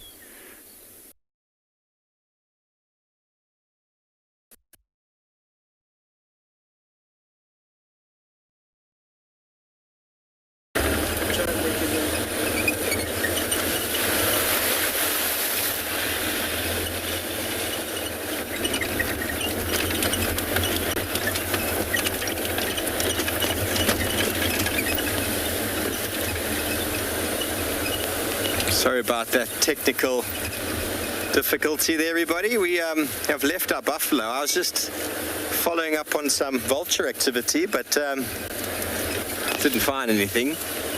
Buffalo herd came in that way, went back that way, and the vultures might have indicated that Salamatis had come in and maybe caught one, but just a couple white-backed vultures in the same spot can often be a good sign, but they also deceive themselves.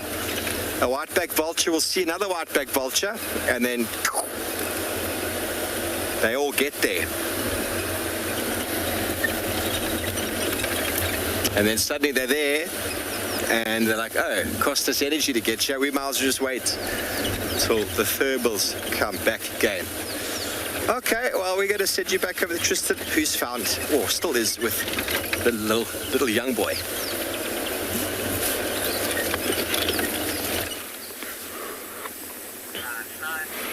Well, we're still with our leopard. He's sat back down again, so whatever it was that was intriguing him is either moved or he's decided he needs to sit down in order to not make... Oh, it's an impala. That's what he's watching. Is it impala or nyala? Nyala. Wouldn't be an impala down here. I'd be very surprised to see him here. You can just see it right down the riverbed. It's about to cross the river now.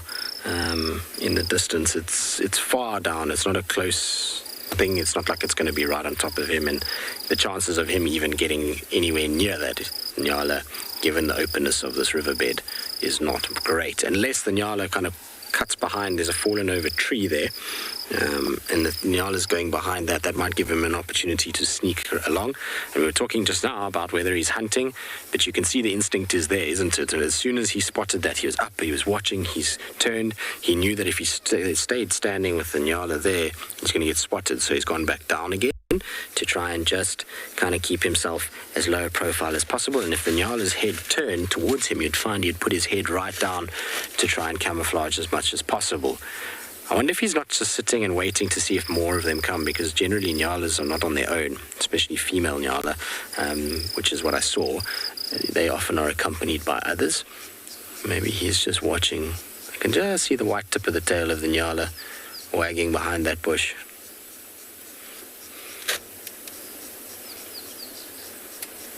That's very cool. There comes the nyala now. It's feeding on the fallen over tree. Moondust, which of Tundi's offspring resembles Mom the most? None of them, to be honest with you. None of them really have a lot of Tundi in them, in my opinion. You know, if you look at Wabayiza, you look at Bahuti, Kuchava, they all look more like their dads.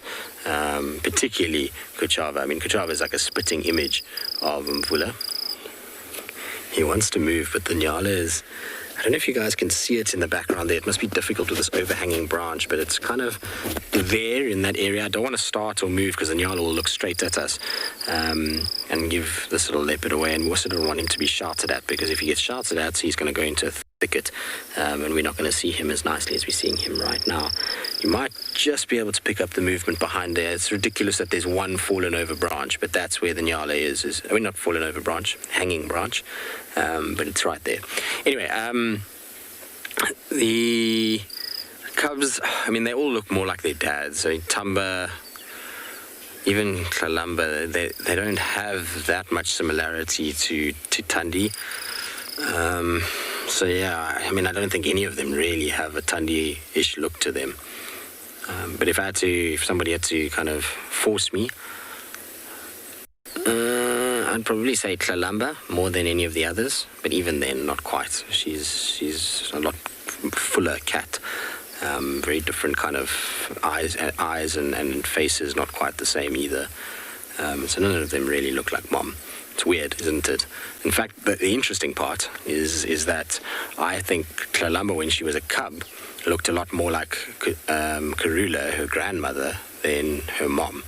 If you look at the side-by-sides of Tlalamba at a cub at a certain age and Karula at a cub at a certain age, those two look very, very, very similar. Far more similar than what Tandy is.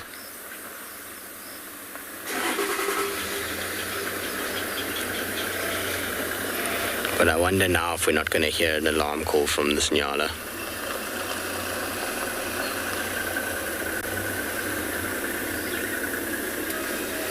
There's one or two cars, because we're on the main road. There's not really much we can do about it. There's going to be cars going up and down, so as much as we sit still, it's still not going to change the Nyala's, well, the kind of movement behind us. And the Nyala's looking in this direction now because of the cars. I'm surprised it hasn't spotted this cub. This cub's not exactly hidden. Ah, there it goes. It's just run away. Did an alarm call though, which is interesting. Would have thought we would have heard a shout. Maybe it knows it's a young leopard and doesn't have to worry too much.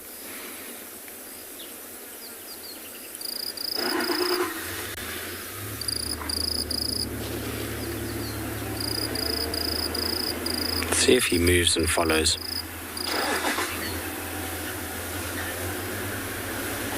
Megan, you say he looks so cuddly. He is cute and cuddly, isn't he? He's lost a lot of that white, thick fur that he had at one point. He's become a lot sort of darker, and his coat has changed a lot in the last 3 months. Even his ear structure. His ears is very different to what he had previously. His ears used to be long, long, long fur that came out, and that fur is all shortened up. Look, he's stalking. This is so cool. I love watching cubs learning. You see what he's doing? He's using the bank now, just slowly to edge himself forward. Very, very cool. All right, I'm going to quickly send you across to Steve because it sounds like he's got something interesting.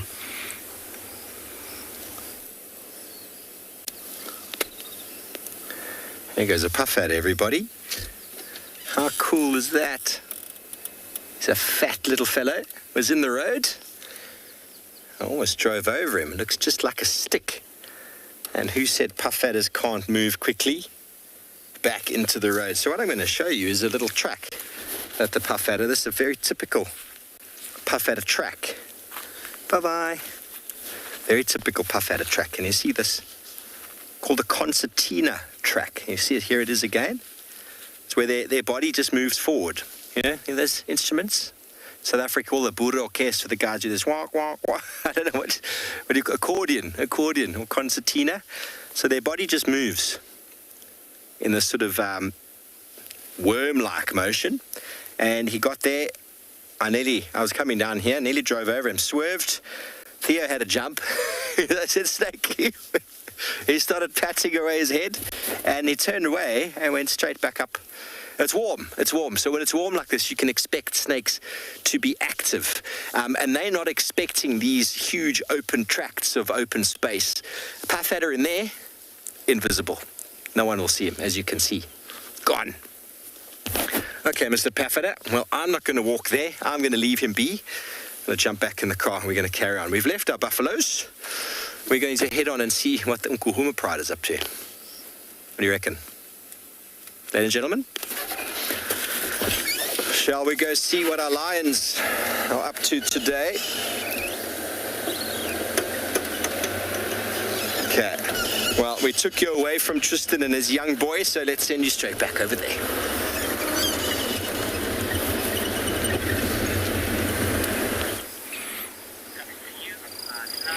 Well, while Steve looks for the Nkuhuma Pride and had a brief glimpse of a puff adder, which is very, very cool.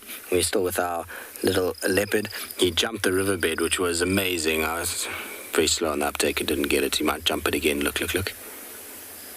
Oh, no, he's thinking about it, isn't he?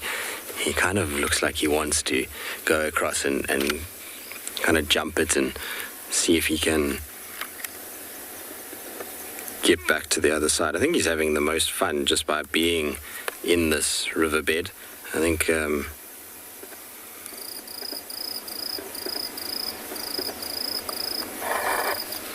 finding that he probably in all likelihood is exploring and finding flowing water to be of huge amounts of interest.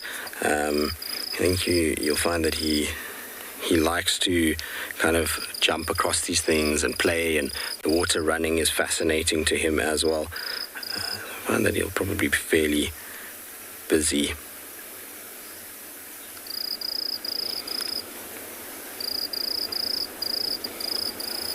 Still watching those nyala though. I don't think he'll really hunt them. I think it's more curiosity than anything else. I think you'll find that he's going to just watch them and just wait. Now, for some reason, my comms have gone all funny, so I don't know why I can't hear Alton anymore. It's the perils of being down in the Mulawanini system is that, unfortunately, we don't have great radios down here a lot of the time.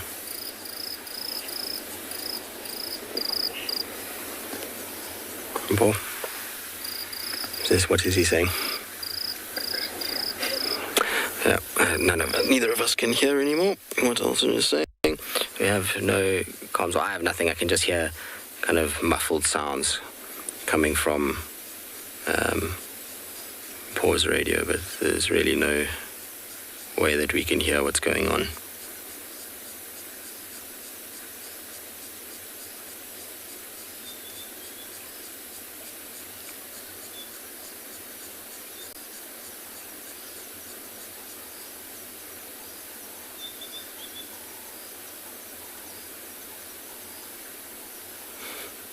Definitely stalking these nyala though. I'm not sure he's going to get this right.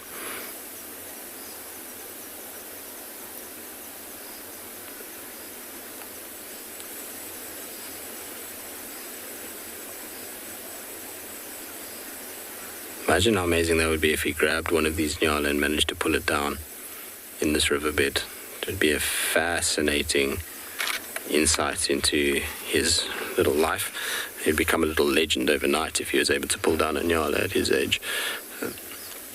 Most leopard cubs would not be able to do so. It's not unheard of though. Tia also was able to kill fairly early on. She actually made her first kill at just over 4 months old, which was pretty crazy. All right, sounds like we've got our comms back, but we're going to send you across to Swallow just to see if we can kind of fix them and figure out what's going on with our radios.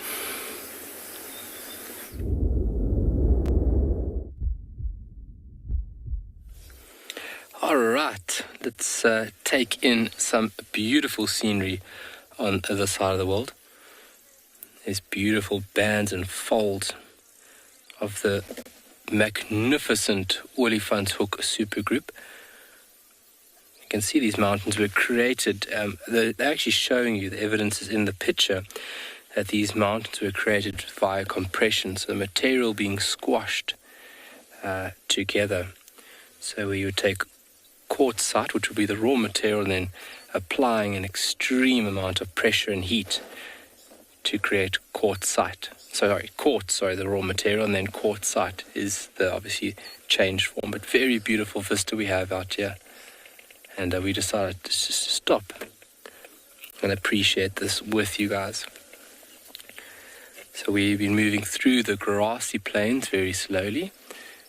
It's fairly warm. We haven't seen much this afternoon. But we always have the scenery.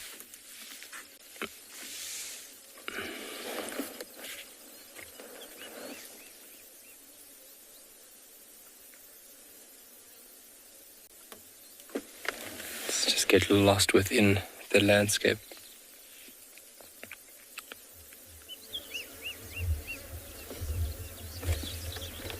So from here we're going to move further down south, and then we've got 1 or 2 pans that we're going to visit in this area.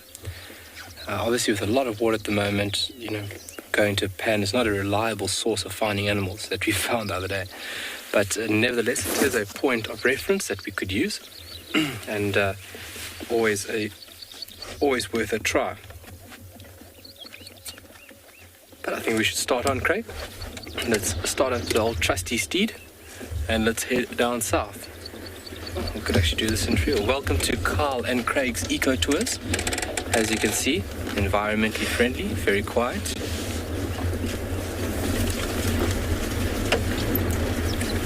Very, very green at the moment.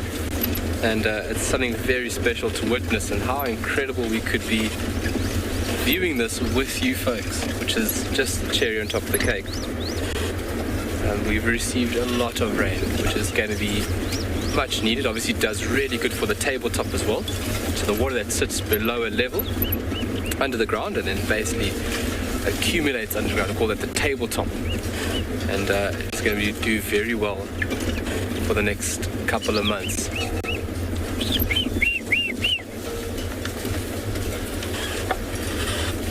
Got some clouds behind us, and that just makes the scenery in front of us a little bit more dramatic.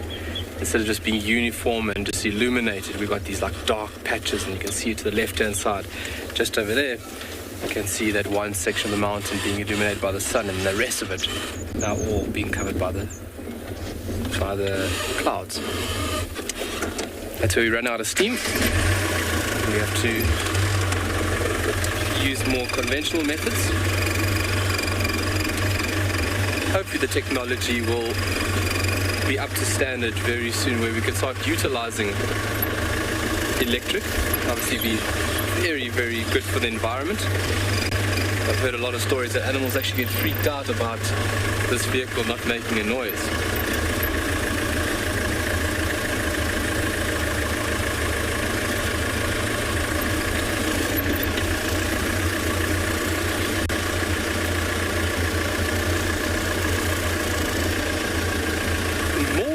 Yes, there are leopards here. So prior to Tswala's existence, there was no sign of leopard. No track, no call, no carcasses, nothing. And obviously when Tswala was established, this area was protected. And if you think about this area being protected, you obviously would rewild the area, and then from that you would have the introduction of carnivores. Leopards have naturally moved back into this area. We have had a few individuals that we have moved from properties where they've been caught.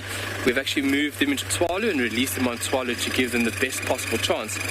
And these mountains over here that you're looking at right now provide the perfect habitat, and as well as a perfect area for them to reside in. So on my rough estimate, we've got anywhere between 10 and about 15 different individuals that roam up and down this mountain range. And just think about that. There being absolutely no signs of those beautiful and very well-adapting animals. And then over the years, they have understood that this area is now safe. And then slowly they have started to move back in. And it is such a treat, because if you think about a leopard is a very adaptable animal, even adapting to human urbanization. Just want to show you this beautiful camel thorn on our left-hand side and supporting a very large sociable weaver nest. It's still standing, so it shows that that tree has definitely got the power in order to support that very large nest. And I mean, that nest looks tiny in comparison to the landscape.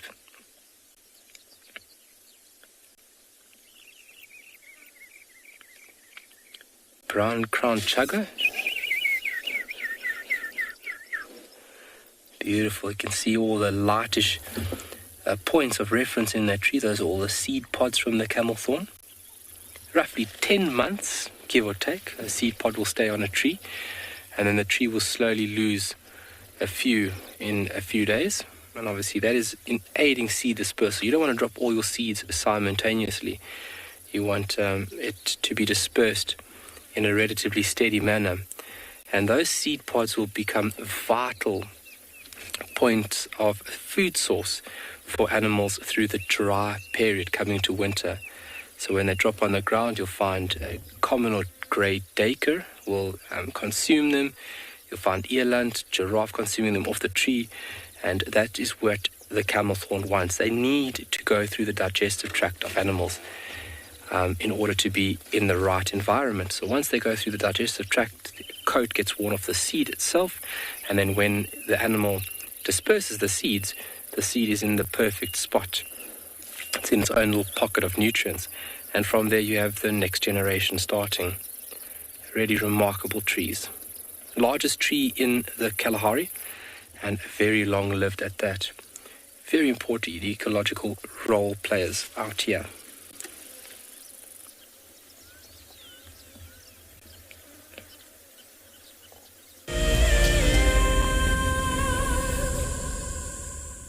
Welcome back, everybody. Well, we're in the area where we left the Unkuhumas this morning. Theo reckons he saw something on the other side of the road. I had them in the thickets over here between the two roads in the drainage where there's no access because it's way too wet. But if they are on this other side, we might be able to access them because it's a lot harder, the ground.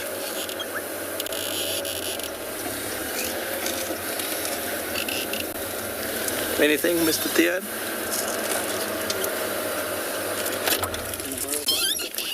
Theo is scanning with binoculars. He needs to be a little bit taller than the camera is at the moment. There's a big storm on the way, though, in the west. A really big storm coming after a day that's as humid as this one. There's a very good chance. Okay, Theo's seeing something that's not a lion. It's all right. You saw something, nonetheless. Sometimes we see logs, and it's always good to just go, let's double check that that log isn't what I'm looking for. But I doubt they will have moved far in this weather. It's hot, it's humid, it's sticky.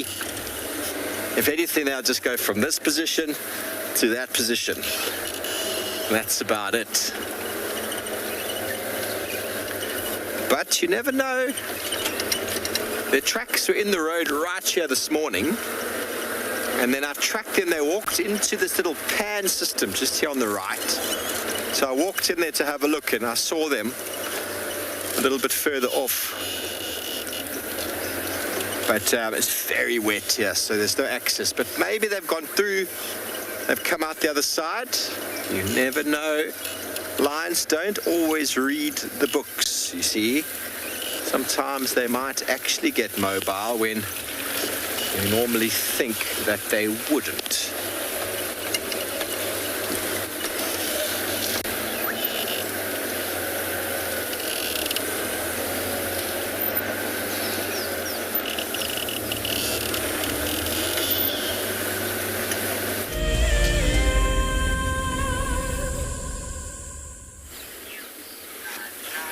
Well, our little boy couldn't stay away. He's decided to come back to visit us again. He's walked halfway.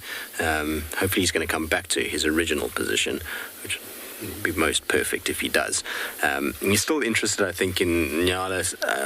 Somebody said that there might have been a snake at some point on the right side of the bank. I certainly didn't see it. It's possible. There's a lot that goes on here. No, don't go up the bank, though.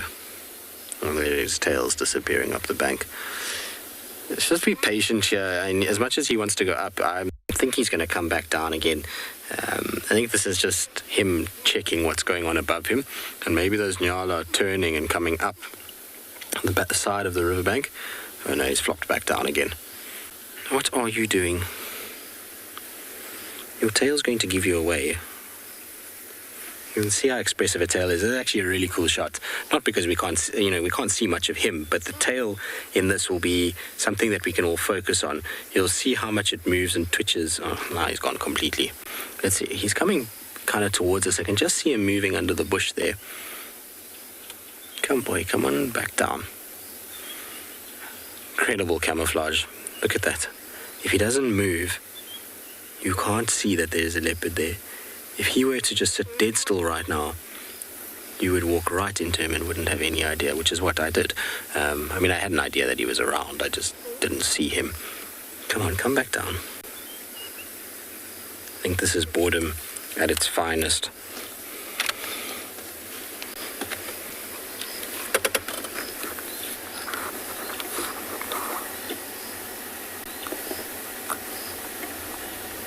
Some thunder that's taking place, which is interesting.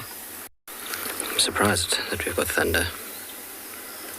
Hello, boy. You couldn't stay away, could you?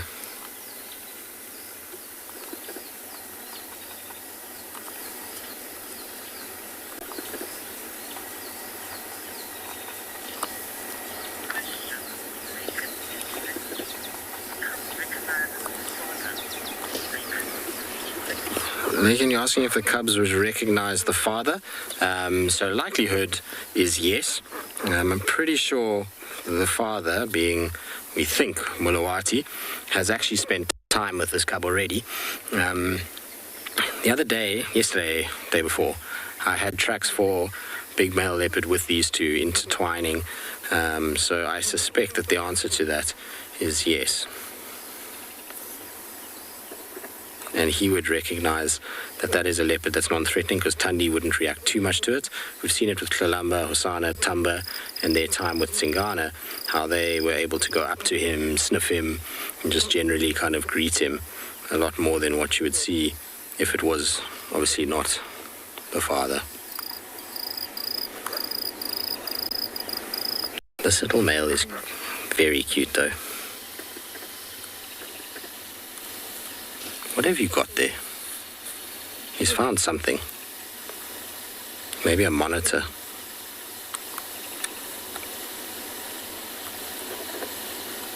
It's the right place for monitor lizard.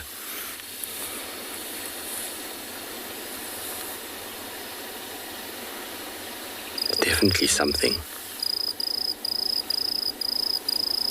Tortoise also could very well be. Terrapin. Those could be something that is in there on the edge of a riverbank like this. Could be either of the above.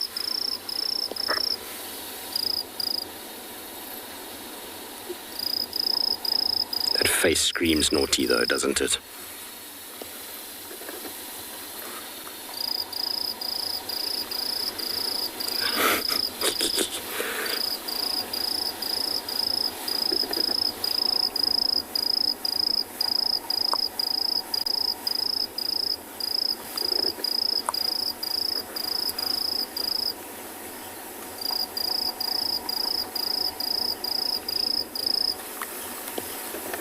Are you coming to say hello?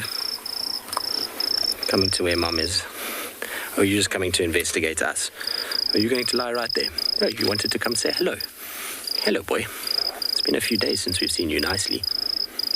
Look at you being an absolute treat. It's like, I'm just going to come and pose for everybody. I know I've been far away. I know there's been a lot of rain. You guys are all desperate for a really good view of me. Let me just come and sit right in front of you and pose and make myself look as pretty as possible. It's so cool. It never gets old, ever, ever, ever, ever. I don't think he's going to sit for long. I think he's just watching us for now. Find that he'll eventually kind of move again. Maybe he'll cross towards us. We'll just have to see. Chris, you're asking how long leopards live for. So it really depends if it's a male or a female. Look, he's playing with the water. Look how amazing this is. So males typically are going to be about 12 to 14 years. Females, they go a little bit longer. They can do... Oh, what have you... Are you just enjoying the water moving on your paws? This is so special. Very cool. I've been wanting to have a leopard in this for years. And never managed. And now you're going to pee in the water. The poor fish downstream, if he poops, it's going to be even worse. Is he pooping? He is too. The little brat. That's not funny. Are you now going to chase your poop downstream? I think he is literally chasing his poop downstream.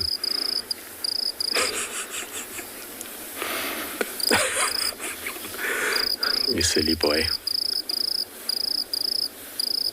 No, maybe it's a terrapin or a fish, but it could very well be his poop as well that he's chasing. If it was light enough and small enough when they hit the water, it could have floated downstream. And that's why he's kind of gone back down. You silly boy. Mom is not going to be chuffed when she arrives and finds him all wet as he is now. Julia, you say he's so adorable, gorgeous, is this overload? And yes, he is adorable, isn't he? I think he's wormed his way into many hearts of late. I think a lot of you have become quite attached to this young fella. And why not? I mean, he really is a beautiful cat, and starting to get that personality now. We're starting to see a lot more of his behavior. He's starting to really kind of show off and be a typical young little leopard male, which is cool. You see, he's almost like a FOMO. He's like, I'm going down there, but then everybody's up this side, so what do they have? Must I come back and come and see what they're doing? And it's like he keeps turning and looking in our direction. There's a little jump and move. Yes, you are full of sand and full of water now. Mom is going to be most upset. You're going to need a thorough cleaning by the time this afternoon is over. I wonder if he's not going to go to the rocks now and go and lie up on the rocks and out of. It's cooled right down. I think that's where he's going to head. I think that's his kind of safety spot, is those rocks. He likes being on top of them late afternoon, early morning. Seem to find him there quite regularly, but here we go. It's going to disappear behind that grass for now.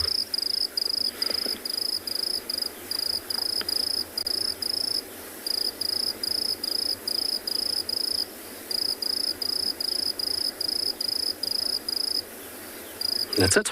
We don't know if we're going to get another view of him. We might not. I'll sit here for a little bit, and then if we don't see him or I see him turning, I'm going to go up onto the rocks themselves to try and figure out if we can get a view from up there. And there he's back.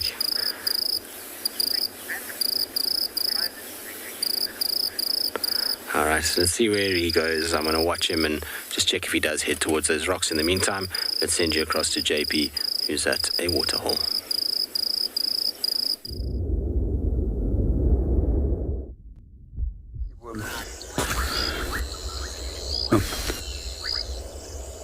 Good afternoon and welcome back to Eco Training Pridelands.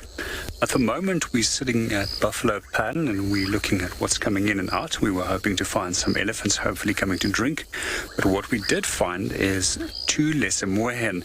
This is the first time ever that I've actually seen a breeding pair together. I'm hoping that we can find them again. They've just moved out of the sight. If we can just maybe pan a little bit more towards the left, then we might catch up with them. Then just focus in a little bit more. Right underneath the tree there. We're just trying to get closer. We'll get a better view and zoom in back on it. Ah, there we go. And then straight in the center.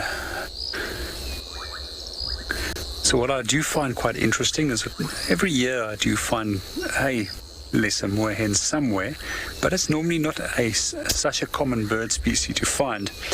However, in abnormally high rainfall years, they tend to be a little bit more common than in other years. And quite often they will use pans and temporary pans like what we have over here as a nesting site.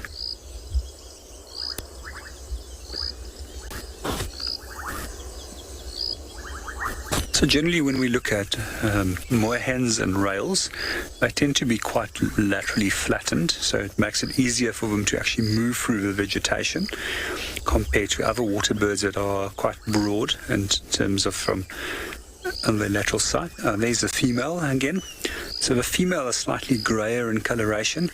How we can identify them is either the grey coloration or a blackish coloration, and then an overall yellow bill coloration with a little bit of red on the shield, which is a part of the bill which touches on the front of the forehead.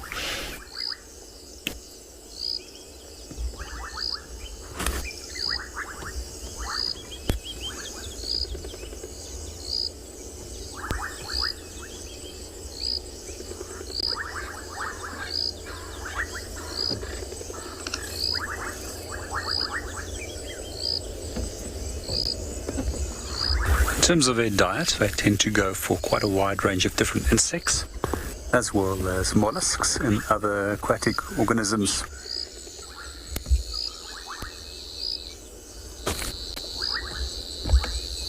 We're going to spend a little bit more time over here and see what they get up to, and see if we can get a better view, and in the hope that some other animals might come to drink. But in the meanwhile, we're going to hand you over to Steve.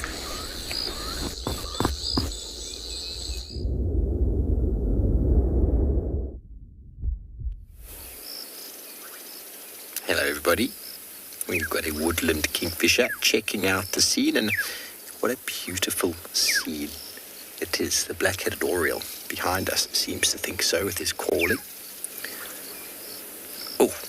the sky and these leadwoods. I know it's not a sunset, everybody, but I'm going to allow you a moment anyway to just reflect on your Saturday, this Catterday of all days. How are you doing today, wherever you are in the world? Send through a one-word tweet or a small sentence at FC, #WildEarth. Just, how are you doing? How are you doing? I'm doing wonderfully well. Feeling super, super blessed. I'm just going to allow you to enjoy this beautiful backdrop.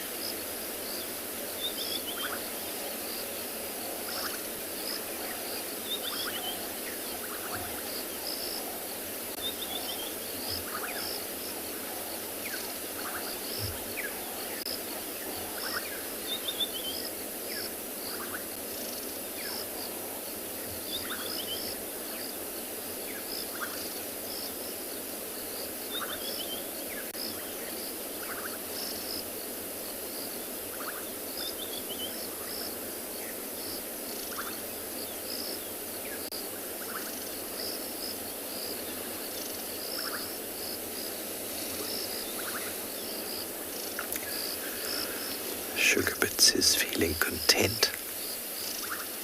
Love Our Guides is feeling relaxed.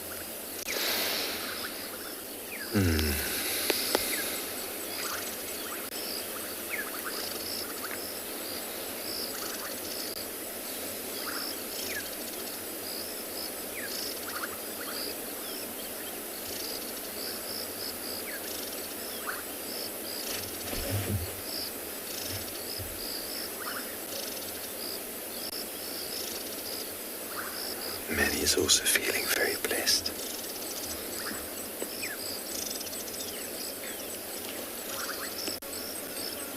I'm feeling very grateful as well as blessed.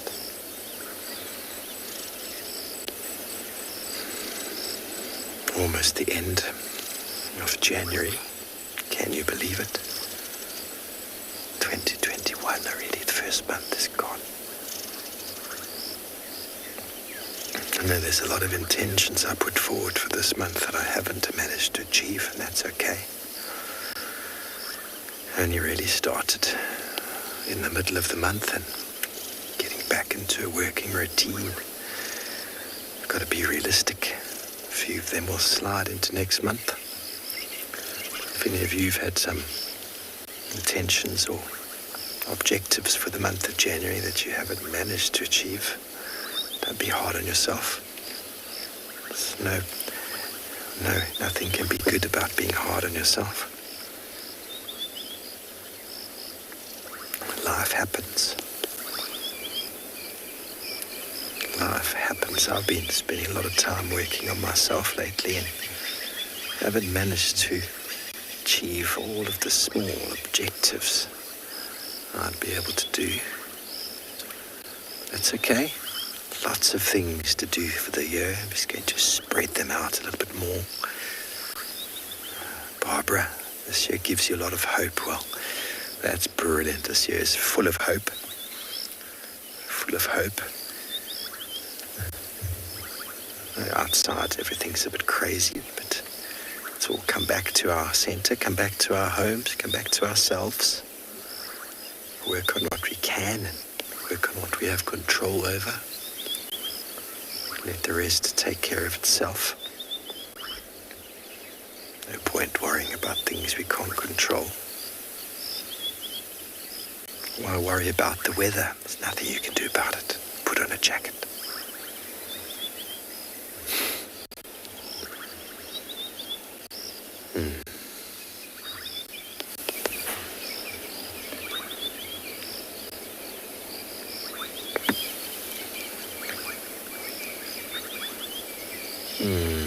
Antoinette, I'm super happy to hear that you're feeling grateful to be alive.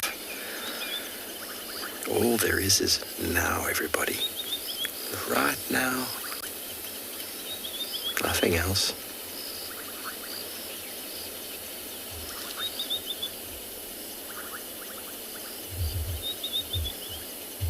We can't be in two places at one time.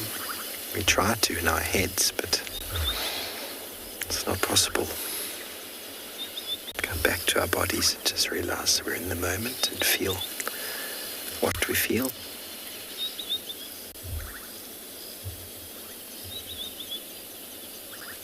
And if your year has gotten off to a very slow start, that's okay. Honor that. Take rest where you need to. I've been feeling quite lazy lately and feeling quite tired. So sleep is required. If you feel tired, you need to sleep, don't you? When you feel energized again, then the work will happen.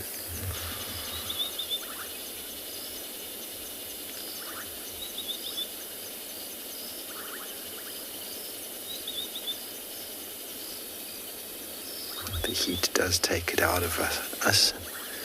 Still trying to keep fit, eat well, smile and laugh, connect with important people in your life. Make sure the ones you love know you love them. Don't wait to tell them. Maybe you've had a falling out with someone lately. Maybe fix that. Maybe it's a very big falling out. See if you can fix it. At least send them, write them a letter. Tell them how you feel.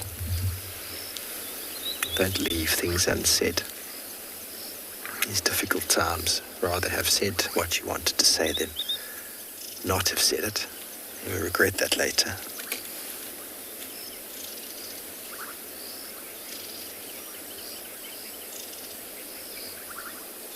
Reaching out to a friend in these times and just letting them know you're there. Sending them love and gratitude for being in your life costs you nothing. And that comes back tenfold in love and kindness.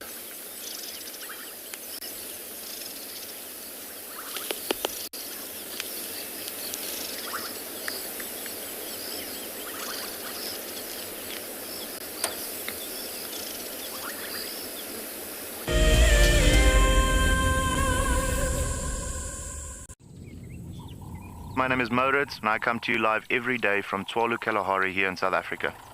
My favorite thing is probably the predators. And as you can see, we're looking at some of them right now.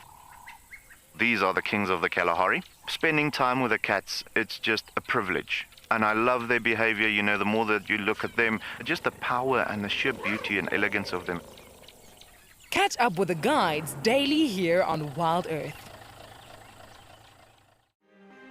For the month of January 2021, we are offering a chance to win a unique Wild Earth expedition to the magnificent Tswalu Kalahari. From the ancient quartized Koranenberg Mountains to the southern Kalahari's red sand dunes, Tswalu offers what travelers crave most: space and time. The winner will explore this landscape in a vehicle, on foot, or on horseback, with a chance to go behind the scenes with Wild Earth and of course meet the meerkats. The prize includes a 3-night stay for you and a friend at the luxury Motse Lodge, including flights from either Johannesburg or Cape Town. Open to all Wild Earth explorers who have signed up before the end of January 2021. Terms and conditions apply.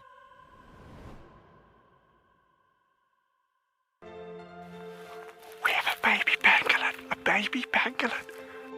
This is off the charts. This animal is about from your fingertips to your elbow. That's the total length of this animal. This is unreal. This is unreal. This is unreal. This is like now my 4th Christmas in a week. We should do this more often. Tune into Wild Earth every single day. It's in your nature. My name is Ross and I'm a field guide at and Beyond Pinde Private Game Reserve. I love getting questions from guests on Wild Earth because I love sharing and learning information about nature with new people, and it also makes me feel like you're all joining me in real life. If you want to ask a question on Wild Earth, then you need to register on our website. Once registered, go to our live safari page and submit your question below our live feed. We managed to relocate our little boy. He's moved miles in the time that it took us to get around. I thought he was going to be near the rocks, but he went past the rocks already, and is generally just milling about, sniffing everywhere. It's been quite cool. He's even flemin grimaced for us, sniffed around where Mom was, and had a little flemin where she obviously sent Mark this morning because it was right where the trucks were. Look at how he's creeping out because there's another 2 cars that have joined us. And he's watching them as if to say, what is going on with these cars? I'm not sure he's that convinced about the electric vehicles yet. I don't know if he's gotten quite used to those. You've gotten used to us, haven't you, boy? I mean, he walked right up to the car just now and came and almost sniffed the bonnet. But he's not really worried about... let me just go back quickly. He's sniffing his mom's poo there. His mom...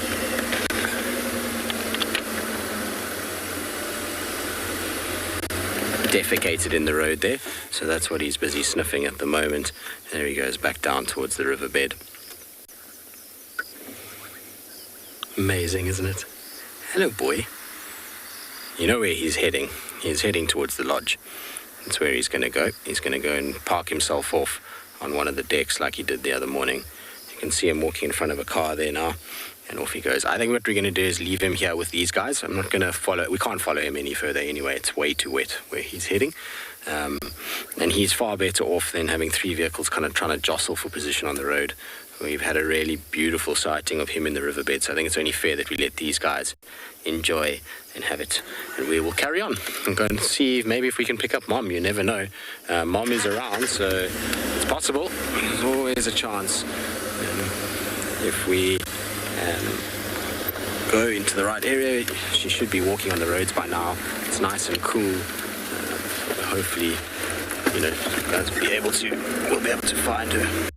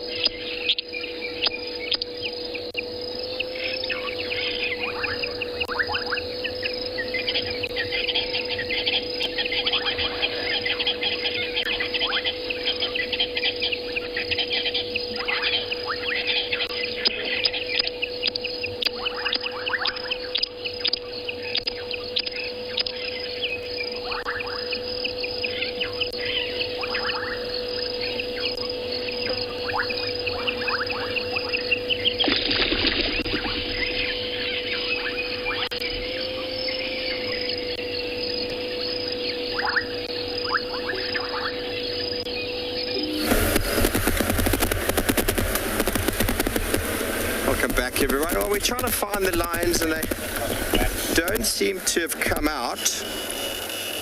I'm just going to check if they've gone south here following the other two lionesses.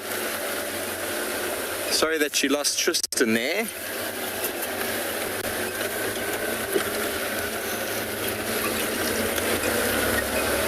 What a beautiful afternoon it's turning out to be.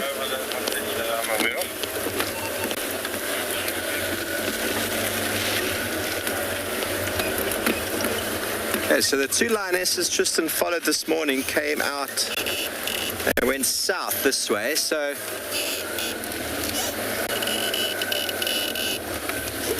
okay, well, while we try and figure out where they're going, we'll send you over to Tess, who sounds like she's found some spots of her own.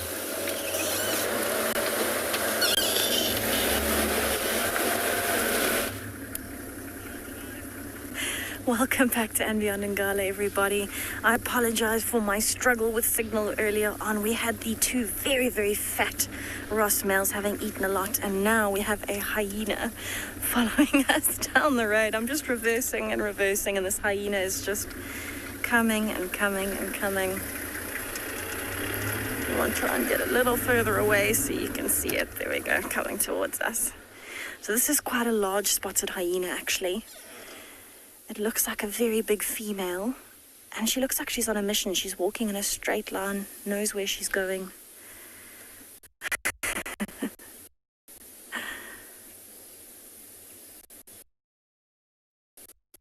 I don't know what she's smelling. There are tracks of wild dogs around here, so maybe that's what she's smelling. Trying to keep up with the spotted hyena.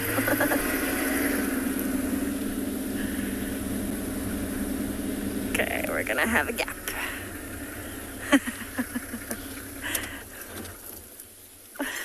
It's actually quite something. So it's actually quite unusual to see a hyena walking around being active at this time of the day.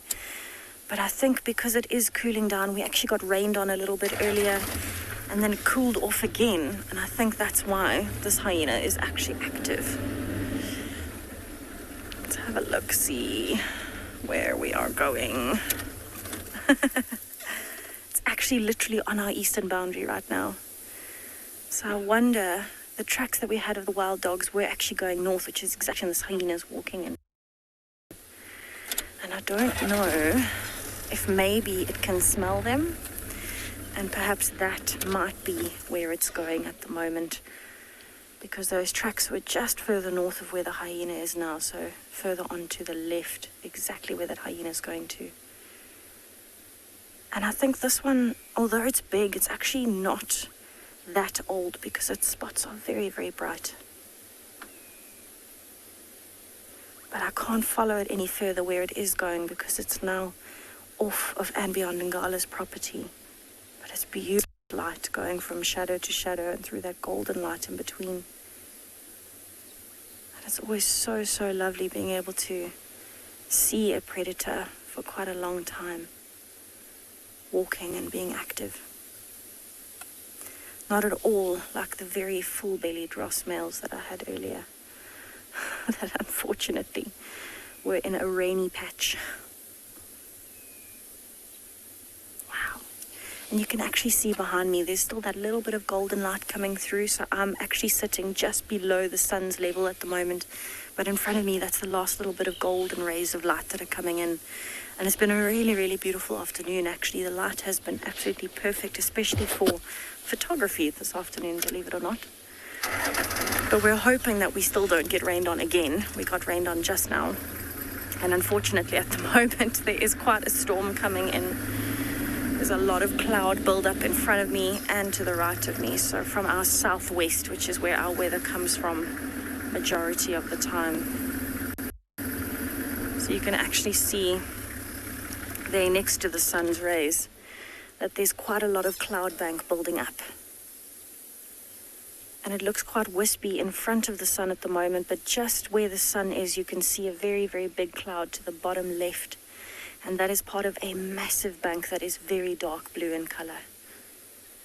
That's quite a beautiful setting at the moment, and it's the perfect time for more predators to be coming out, whether it's hyenas or maybe a leopard, or even possibly the rest of the Birmingham Pride, because we know that there are tracks of them in this area. And especially if the Ross males both have full bellies, it means that they might have stolen something from the rest of the pride. But how beautiful is that sun on the cloud? A literal, well, it's a golden lining today, not a silver lining.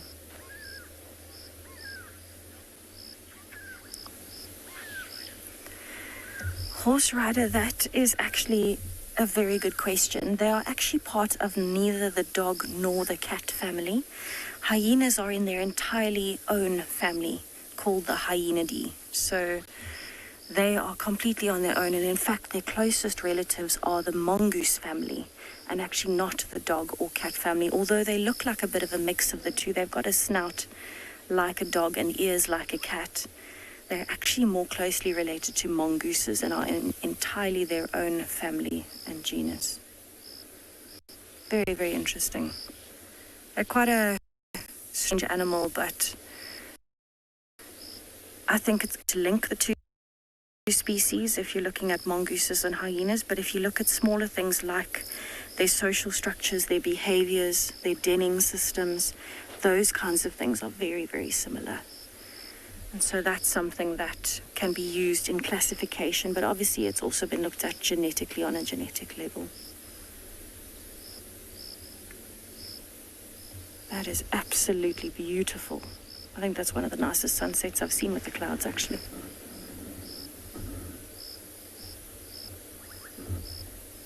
I can actually hear the thunder.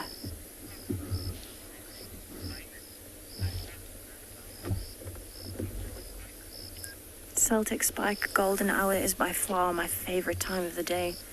And it's easy to see why. I mean, it's so, so beautiful at the moment. And on top of that, you know, this is the perfect time to see predators starting to become active, and those are always a favorite. That is definitely one of the prettier ones I've seen.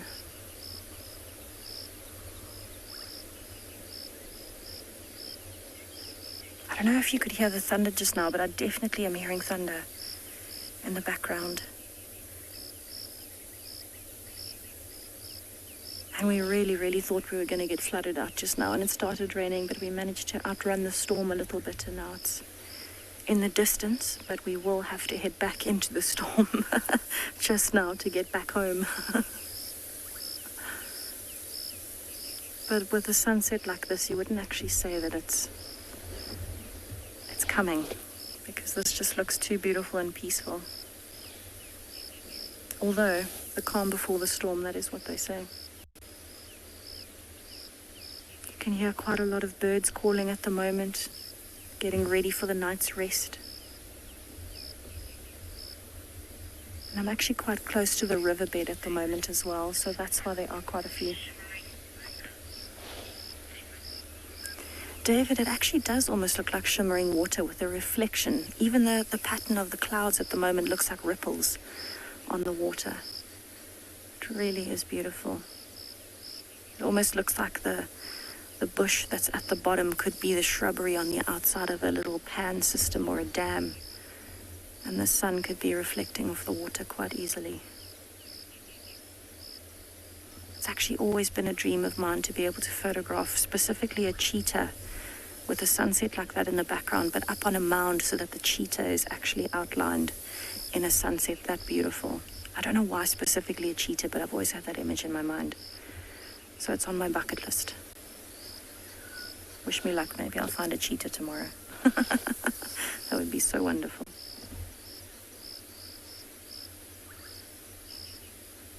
You can actually see how the clouds are building up there now.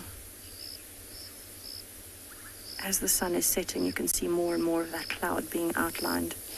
And that is just a fraction of the cloud bank. The rest of it actually stretches as far south as we can see.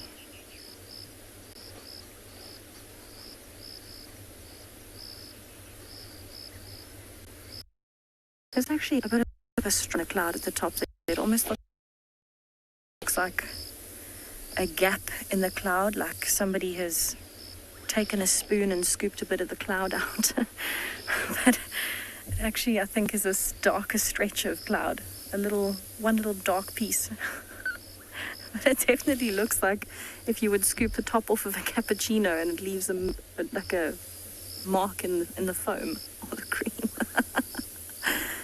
We're comparing sunsets to all sorts of things today. I love it.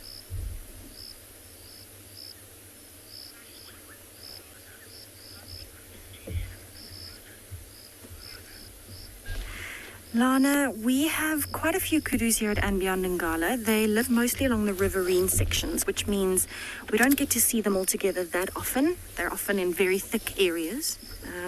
But an exact count, I'm actually not sure, because we don't have boundaries in a sense that we don't have fences.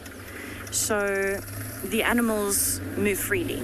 So it would be incredibly difficult to estimate how many impalas we have, for example, or how many kudus.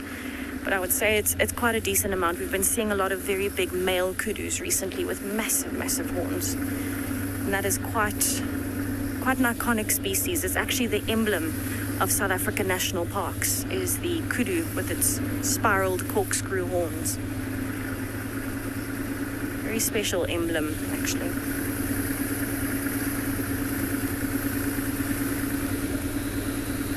The temperature right now is perfect.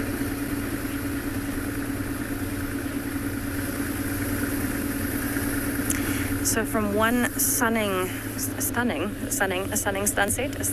sunset to another, I'm going to send you over to Steve with his sunset.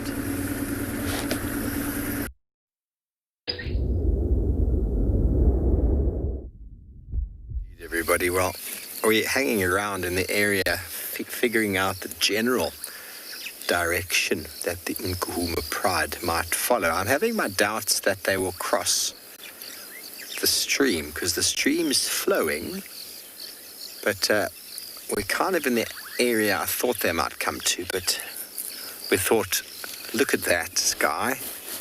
We'll spend a few more moments enjoying the afternoon, as I'm sure all of you are enjoying these wonderful images. And while we sit and wait, we can listen for alarm calls, maybe some contact calling. Lions might start calling each other. Lionesses that Tristan had this morning might come back, but it's very still. There's no wind.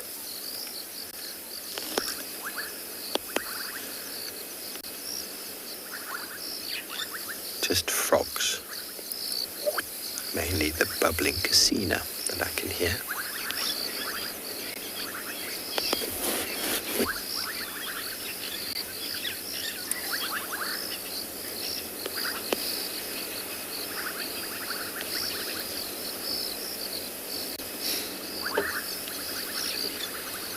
Anushka, clouds are formed through a variety of processes with regards to evaporation.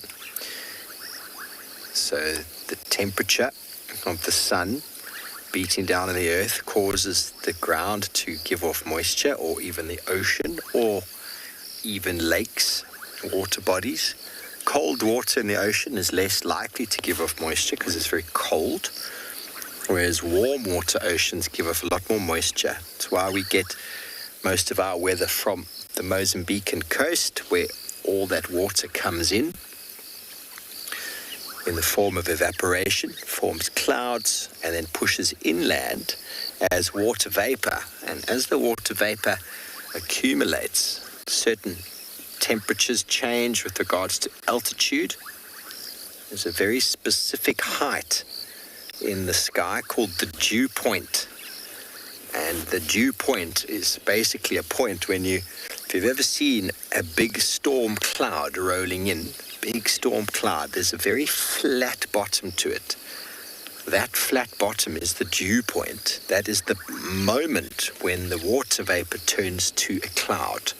So where the gas turns into sort of a cloud that's full of moisture, that's almost ready to drop that moisture.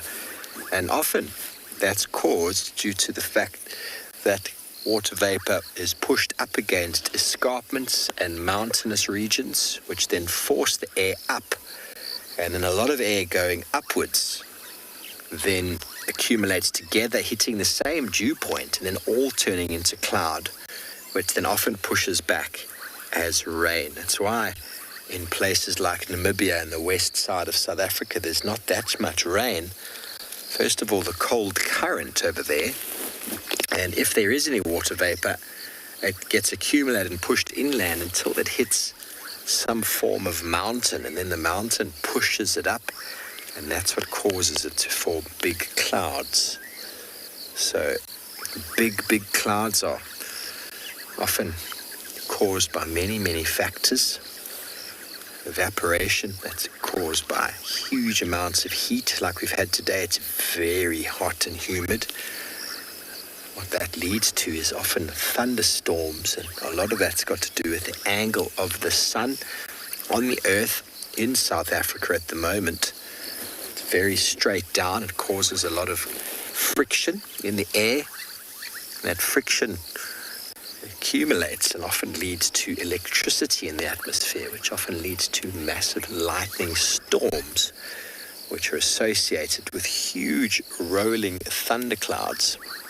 We've actually got one forming on our very far right-hand side, a big cumulonimbus cloud behind us. Watch out for the big spin.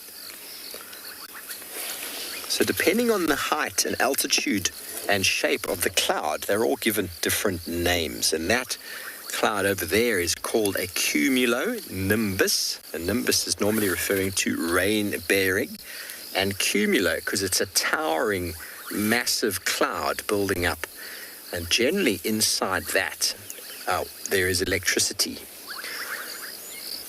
because it's caused by friction. So that is often a rain-bearing cloud right there, and if we could see lower down, we'd probably see a very flat base, almost like you've cut it with a cheese knife, very flat. And that flat point is the dew point. If you've ever spent time looking at mountains and you see the clouds forming around the mountains, you'll see that there's a very specific line, and that is the dew point. Obviously, a lot of the vapor goes higher, and the higher it goes, the colder it gets, and some of those clouds are actually frost or frozen. They're not actually moisture holding, they're like frozen bits of ice that are just suspended in the atmosphere. But there's many different types of clouds, all of them described by their height, their shape, and their potential for bringing rain, or what sort of whether they're going to be either bringing or they are precluding. Laurie, isn't it beautiful?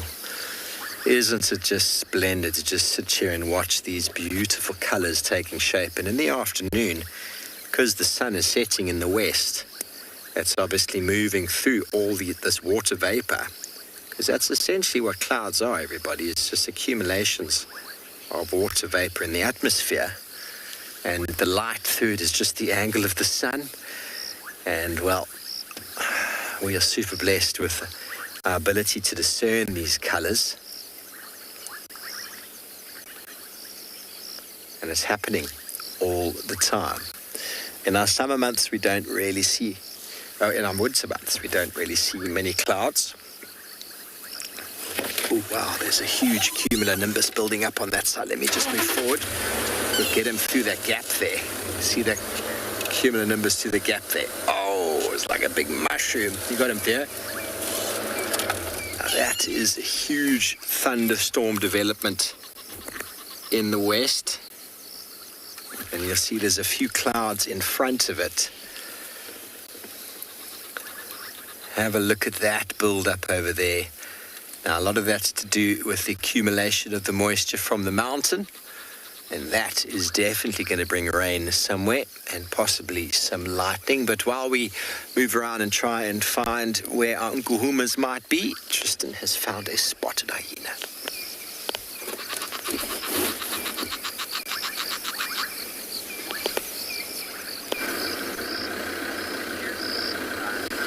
As you can see, we've got a hyena that is moving quickly. It's right where we had the lions this morning, and it's walking with much caution at the moment. I would imagine that's because the scent of the lions, there's also scent of Tundi in this area. There's a lot of predators for a hyena to consider, and it's sniffing around in this area. And I actually want to see which way it goes, because that's going to help us in terms of maybe trying to find where these lions went, because no one can find them. They've disappeared this afternoon. But the way the hyena's got its nose to the ground will tell us a direction that they've gone, because he's been sniffing where they were sitting. Then he went to where I last saw them, behind a bush, and checked around there. Now sniffing underneath the marula tree just to see. And we know that Tundi didn't go that way, so it's not that she's tracking Tundi, this hyena, it's that they're tracking the lions more than anything else. You can see they're very alert though.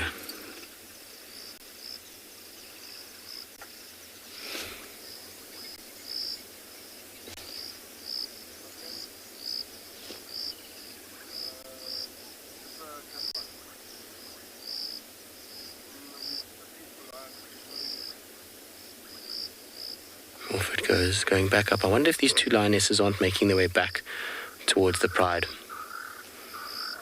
It's very possible that they're heading back towards Juma. Now that's going into Little Gari, so we're not going to be able to get much more of a view. I just want to check quickly the Chitwa cut line from where this hyena came, in case these lionesses went south a little bit. They're not on the dam wall, I know that, because I just spoke to the owner of Chitwa, who just went in that direction. So we know they're not there, so we'll just check a little bit down. If nothing there, then we'll come up and check Gari Main, see if these lions aren't on the move. In the meantime, let's send you across to Swalu. Hopefully they've got just as beautiful a sunset as what we've had this evening.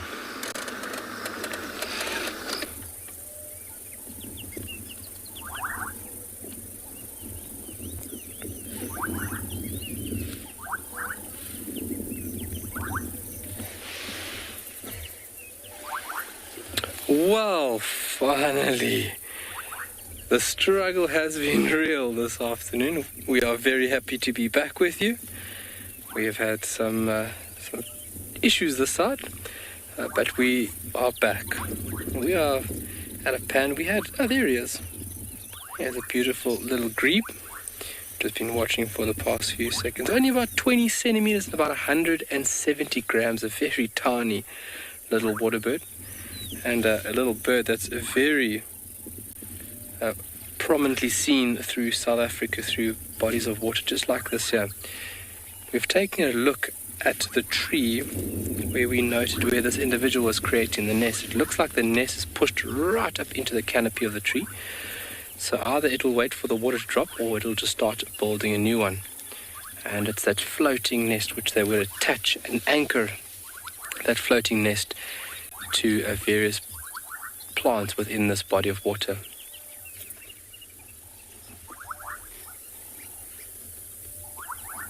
Beautiful sound of those bubbling casinas.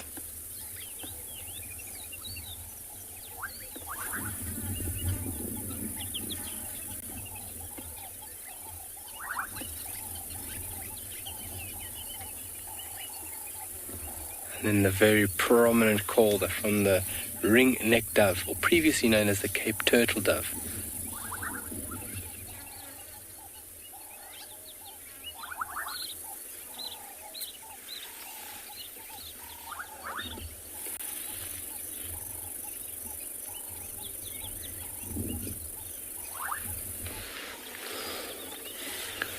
It's just very...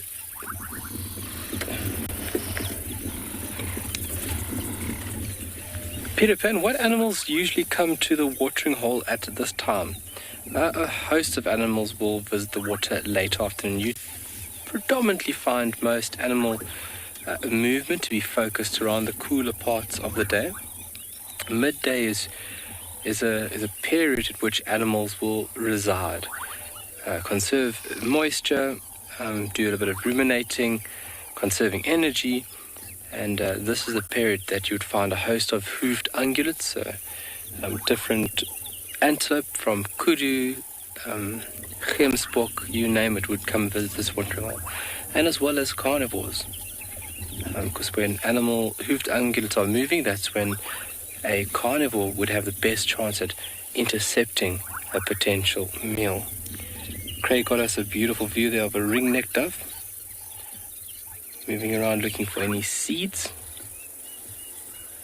That's such a beautiful bird, that. And also another bird, just like that anteating chat, that is very, very commonly overlooked as for it just being an average dove.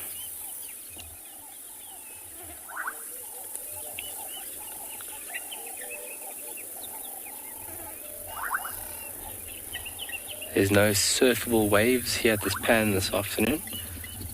A couple of days ago we could have taken a nice right hand, could have brought up the surfboard and caught a wave or two. But it's very still and very tranquil right now.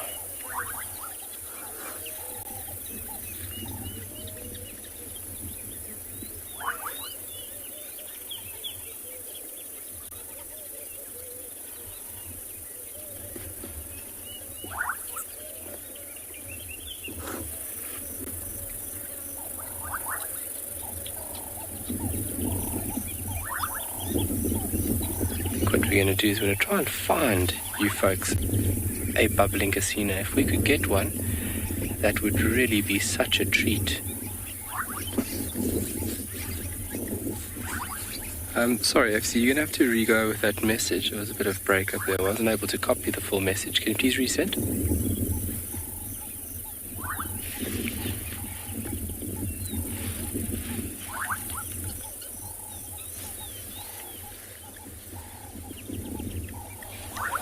What frogs are calling in the background? That is the beautiful call made by the bubbling casino. And it's a very distinctive and very easy call to recognize. It almost sounds like a drop of water, or like a bubble popping, if you want to remember it like that. When it comes to calls, if you have a little reference in order for you to remember, it makes remembering the calls much, much easier. So that is the beautiful call of the bubbling casino. By far one of the most prominent frogs heard on Tswalu. There's around about 7 different species of frog or amphibians which are found in and around Tswalu. And none of them as prominently as the bubbling casino is heard. Especially on the onset of nightfall, you do have a few more species coming out. But these bubbling casinos can be calling through the early afternoon periods into the evening. They become a lot louder as the onset of darkness approaches. And a very beautiful sound. It's my favorite frog call.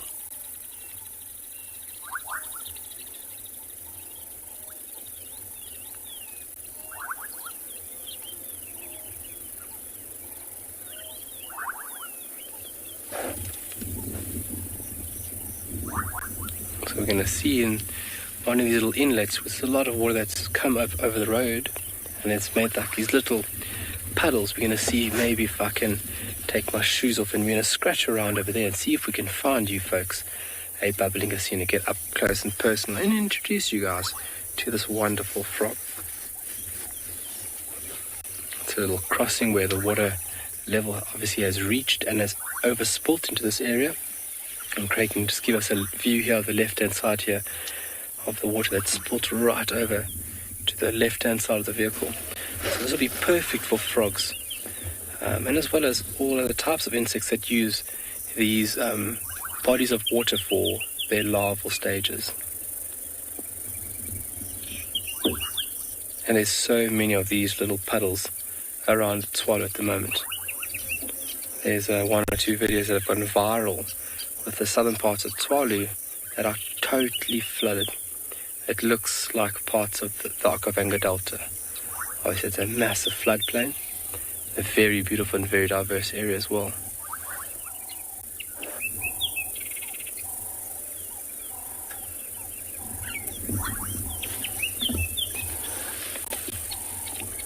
I'm going to use that there, Craig. Got a lovely starling here, folks.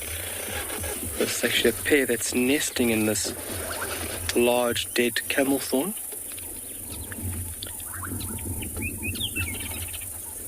Lovely, look at that. Beautiful. Oh, he's got some food in its beak. So that might mean it has some bubbas.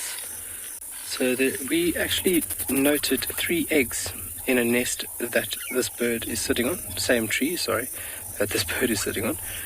and something snacked on them a couple of weeks ago. But it shows that when you have abundance of resources, that if you do lose a clutch, birds will then take the opportunity and give it a go again.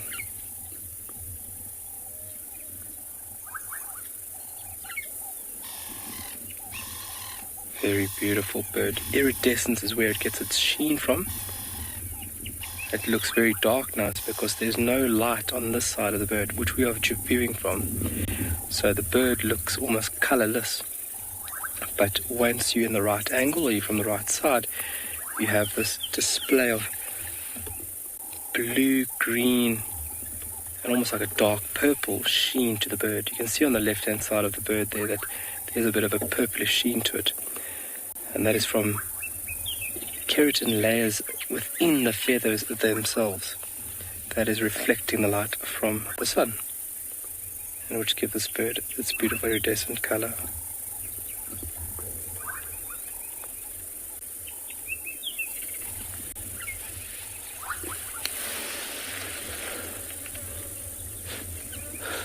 So if you look at iridescence of bird with its color spectrum, or its color spectrum that it sees in, the glassy starling for us looks, an array of different colors depending on how it's sitting, but to another starling, its visual aspect on that bird might be totally different to what we are seeing.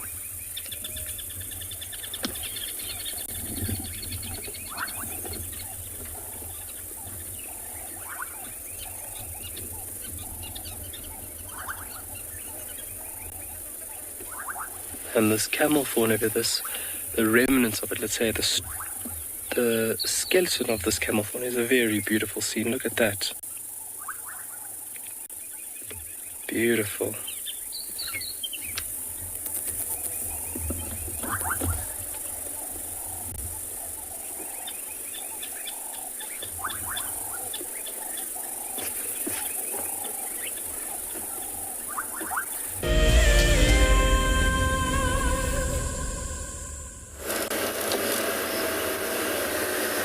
Thank you, Kyle. Well, we've done a big loop around. Just taking it really slowly now. I'm almost certain lions are going to be moving soon. But with no wind, there's nothing really to entice them to move.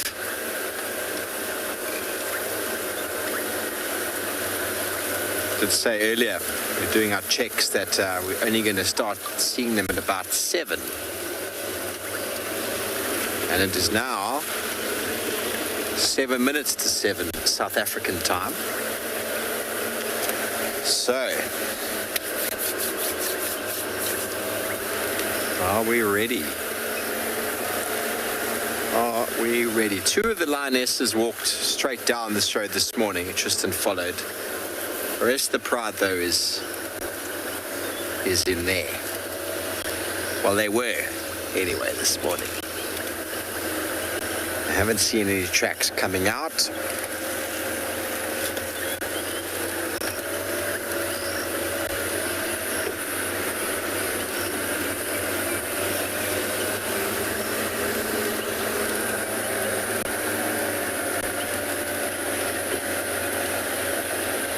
They've just been enjoying a very nice lazy day by the stream, which is always a nice thing to do, isn't it? Little picnic blanket, running water.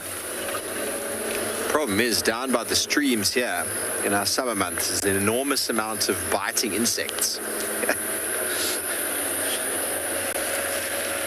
So it's something you've got to be quite aware of, even in the middle of the day.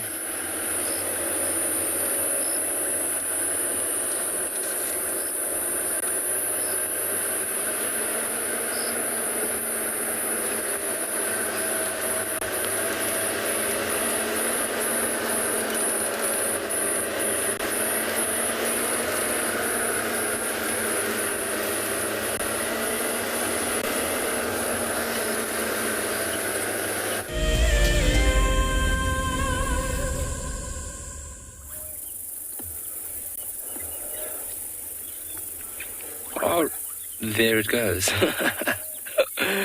We did have a cave. There's another one. Cave turtle dove in frame.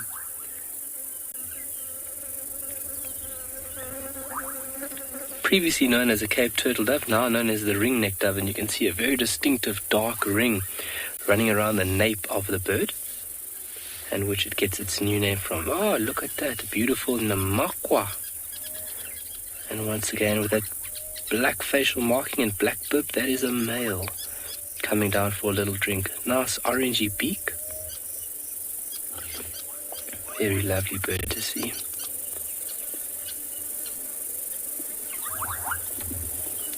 You'll see when the bird takes off, it's got this coppery sheen to the end of its wings.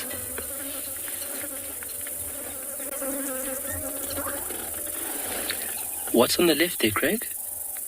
In frame, go in the middle? What is that in the middle?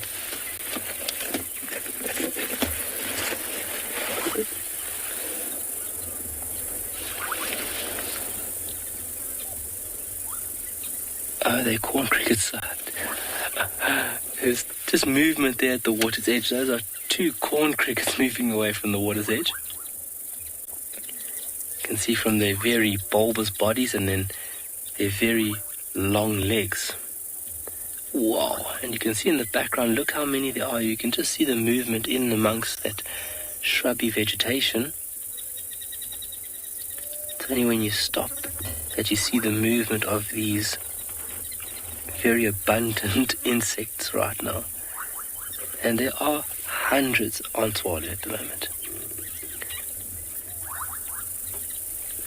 Eating anything and everything. Oh, Craig, we got giraffe. Just hold on there, folks. We got giraffe here on the right over here. Let's just go forward for you, Craig. Just hold on there, folks. Got two giraffe just on the pan's edge over here. Is that alright?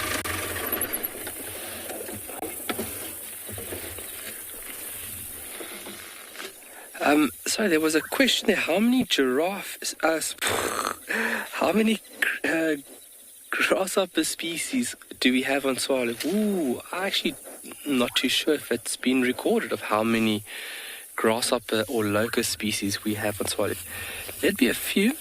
I could definitely look through a reference or a field guide this evening and get us a general estimate on how many grasshopper locust species we have in this area. That'd be very nice, a very nice bit of knowledge. We should go around. So what I'll do is that I'll take out the field guide this evening and I'll go through it and I will note on how many different species we have here. Obviously Orthoptera is a very diverse group of insects and ecologically very, very important as well. Oh, it's going to go down for a drink. Or it's picking up a bone. Very, very awkward position for a giraffe, and obviously where a giraffe is at the highest risk to predation. When it's going for a drink or when it is resting and sitting down.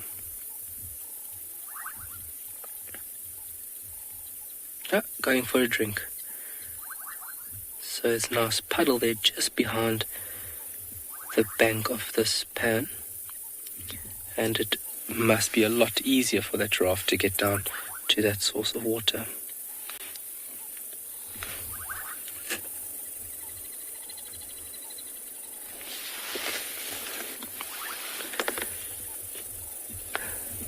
Lovely light on them.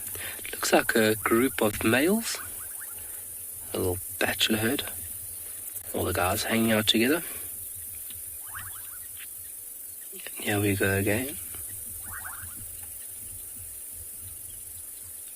Wow. How those front quarters are bending backwards.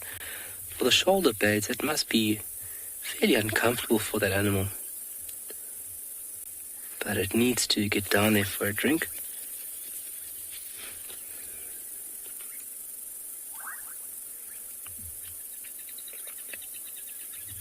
Very beautiful scene now, the light just coming through there perfectly on the giraffe.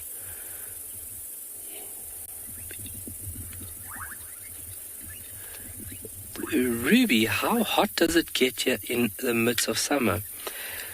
Ruby, we can on average have days of 45 plus degrees Celsius.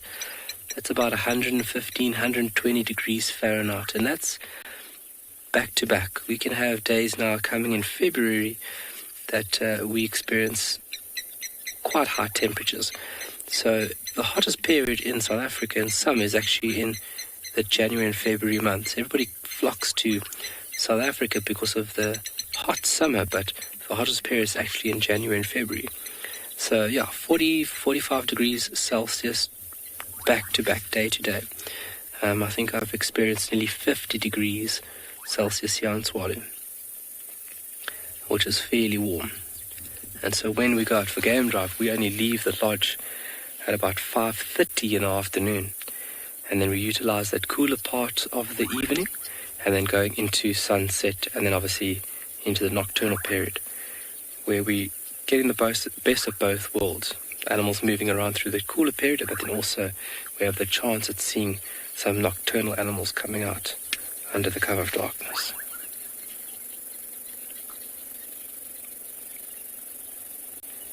And in winter it's been recorded down to -10. Very chilly. And where myself and my partner have been discussing, we think it's going to be a very cold winter this year, because there's a lot of moisture locked up in the ground, and when your temperature drops, the environment will then be colder because of the moisture locked within the earth.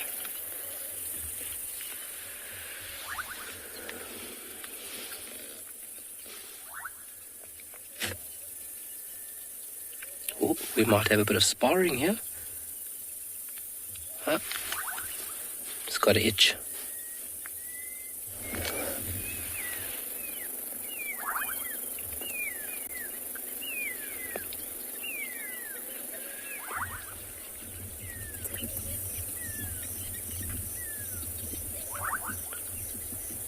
So being in a group like this with young males, you have a sparring partner.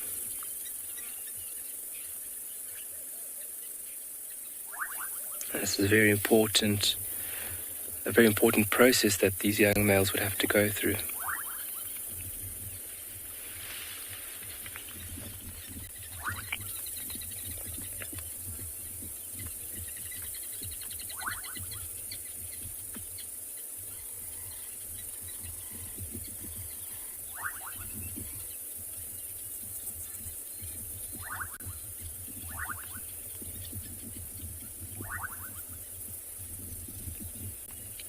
Next person for the drink, next giraffe for a drink.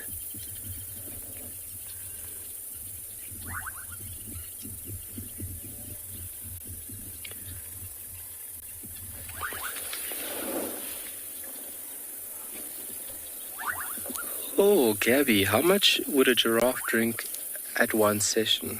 Oh, I think that would vary a bit. But if I can remember correctly, about 15 liters a giraffe could drink. But yeah, they could vary depending on the individual, but I think on average, it was about 15 odd liters a giraffe would take in. And they can go quite a lengthy period without utilizing a body of water like this. But obviously when it is available, you're going to take and seize the opportunity. It's much easier getting your moisture from a body of water like this.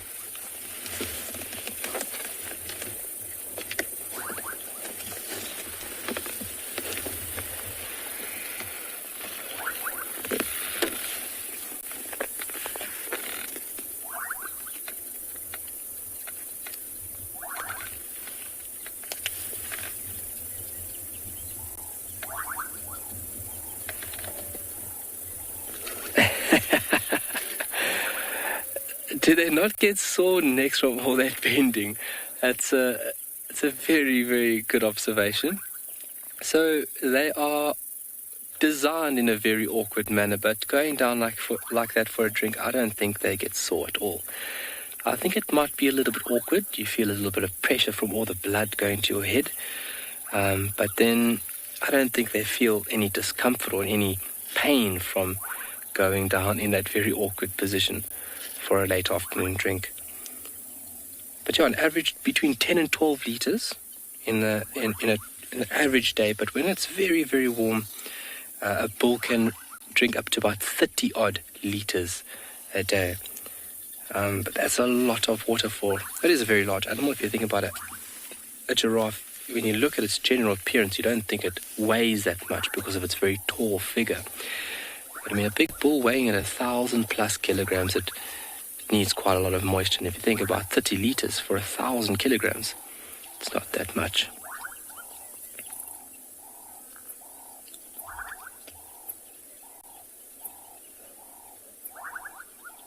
They are just magnificent creatures. Busy browsing off a buffalo thorn. You guys had a nice introduction into how to extract the medical properties out of that beautiful tree. It's a very widely used tree for its medical and medicinal uses, but then also a lot of animals utilize it for its nourishment. So giraffe, you would have eland, kudu, and duiker feeding off the beautiful tree. You can just see from its very rounded appearance that it's a buffalo thorn from here.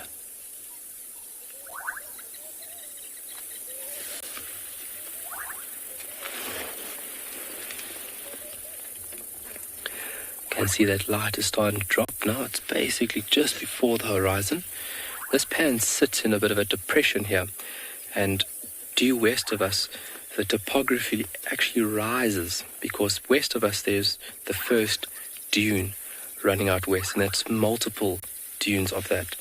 And so you'll see that the sunlight is starting to diminish now because the sun is just starting to touch the first dune west of us. Oh, it's still quite a way. It's the trees that are in the way. I think Craig's going to give us a quick view there. Abel, how far can a giraffe see? Their eyesight is great. I'm not 100% sure on exact distance of how far it'll be able to see, but I know from illustrations and literature that their eyesight is very good. And I've used giraffe countless times to lead on to predators. They've obviously got a height advantage, and with that, their eyesight is very good.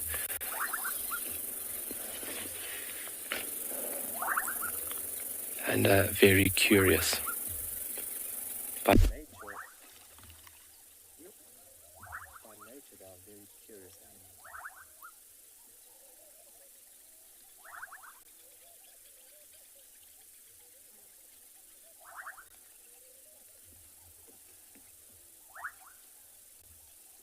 Well, we're going to position this lovely vehicle, but for now, let's send you over to Tristan for a quick update.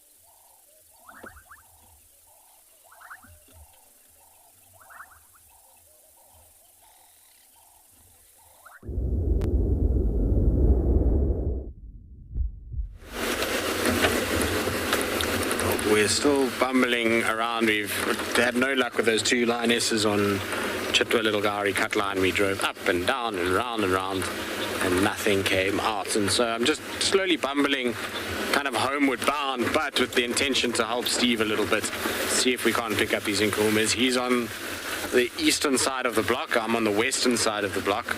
I'm where the two lionesses came out or walked this morning. So I was thinking maybe the rest of the pride might get onto this road and start following it in that direction. But there's no sign of them doing so. There's no tracks to speak of, just the tracks for the two lionesses from this morning going southwards. So they must still be in there. I mean, it was a warm day, so it's going to have taken them a while. Only now will they starting to be stirring and starting to move around. I think they're going to come out, unfortunately, only when the drive is finished, which is sad. I know Steve was hoping to catch up with them, given that he tracked them this morning. that's the way the cookie crumbles sometimes. How lions are. I wouldn't know. It's not easy to track in IR at all. Tracking at night is one, not easy, and two, very dangerous, so we don't do it. When you're tracking during the day already, at the moment, it's very difficult to see what you're doing. So you're following tracks and you're getting much closer to animals than you probably would in the winter time, because the animals, you don't see them. The grass is so long, you get right up near where they are before you're actually able to visually see them or hear them. And at night, that's even less. And so all you're going to do is end up getting yourself into a bad spot.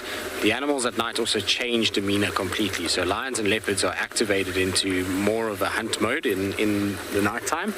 And so if you're walking along, they know that you're stumbling about, that you can't see them. It can trigger them to potentially try and grab you. So you've got to be very, very, very, very careful walking around at night. It's not a clever thing to be out at night. So we don't do any tracking in the evenings. If you see tracks on the road, then you can follow them using your headlights of your car, and you can find animals that way. But if it goes off into the bush, you can forget it. There's no tracking. And IR, funny enough, in the bush itself, even if you had to put infrared vision on, it's actually really not useful at all, because IR reflects off the nearest surface. You can see my cap, how it's shining. So when you pan off into the bush, it reflects off the nearest bush that's near you. So you don't get penetration. Far more helpful to have thermal than it is to have infrared. Thermal sees past everything and picks up things that are behind objects if they're warm and are sticking through little branches or something like that. But infrared is really actually not that useful in an environment like this. So the answer to your question is no. Infrared is not useful, and no, we don't use it for tracking, and yes, it is very difficult. Right, so Steve is actually, I saw his lights now he's kind of south and east of where I am. So I'm going to send you across to him to see if he's had any luck while we give him a hand trying to find them this side.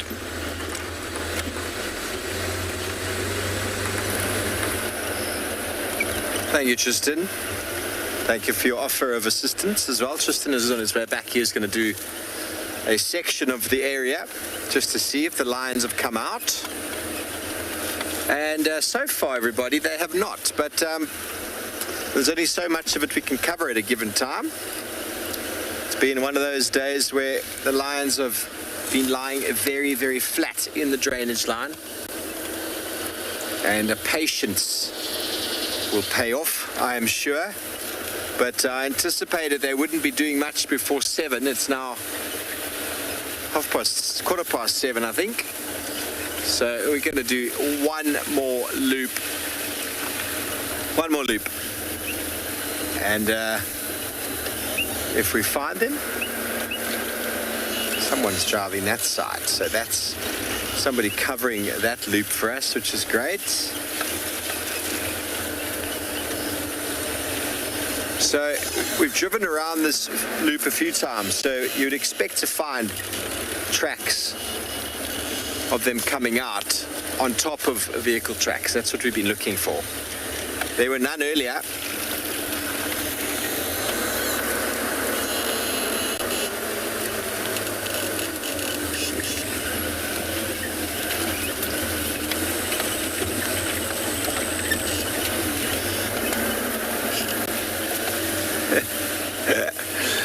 Yes, Angie, the roads do get looked after from time to time. After quite a bit of rain, though, they're not in the best condition.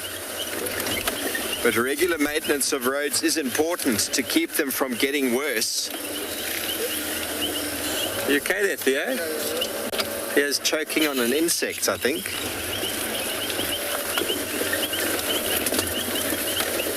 Especially where the water's been allowed to run, where it's broken a mitre drain. It causes a lot of damage. The power of water is immense. So this stream that we parked at, listen to it rumble. The lions are just downstream of this.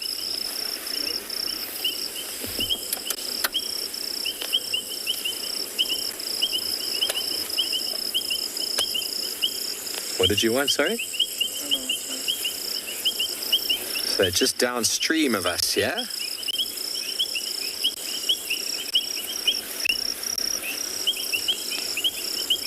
I'm not even sure if they would cross, because right here where the road is, this is where the two lionesses that Tristan tracked crossed. It's often a bit easier at a road, but in the river itself, sometimes lions don't like to get their feet wet. So they might have gotten down to the water itself and gone back again. So that's what we're hoping for with this final loop around. But we're going to send you over to Tolu Kalahari, who've got some wonderful children.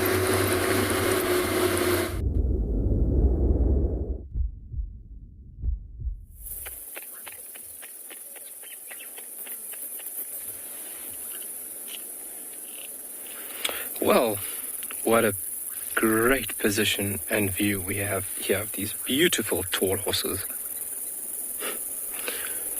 And the young one wants to neck or spar with its older companion. And a great question was asked is, how far can a giraffe see? I'm really not sure the distance, but the eyesight is very, very good, and they probably can see in color. I think we should do like an eye test for a giraffe, maybe make a board with a few letters, and I'll see how far the animal can see the letters from. Do a little eye test on it. Oh, got a visitor there, Craig. Yeah. Craig got a visitor there in his trousers.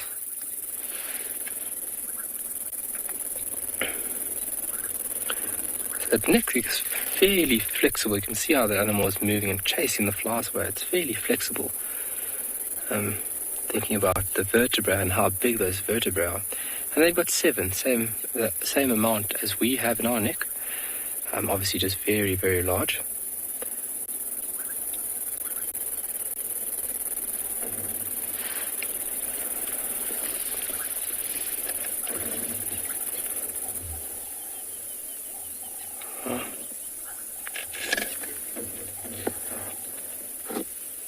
So these are still fairly young bulls. You can see from their height. A bull will be fully grown at about the age of 7. That's the age at which it reaches its mature height. Some of these are about a year, maybe a little bit more than a year. When they're at about 3 meters, they're at about a year of age. Taking into account when they do come out, when they come into this big, beautiful blue world, that they're about a meter, 1.2 meters, and weighing at about 100 odd kilograms. And that is a lot of weight on the mother itself, the female.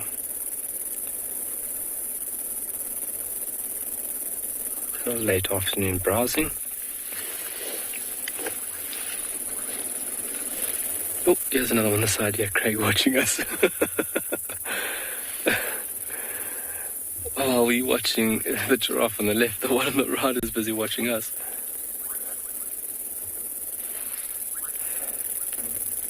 It is, Nikia. It is a very beautiful scene with that sun and that silhouette. It is lovely. See, this is a bit of an old individual here from his sheer height.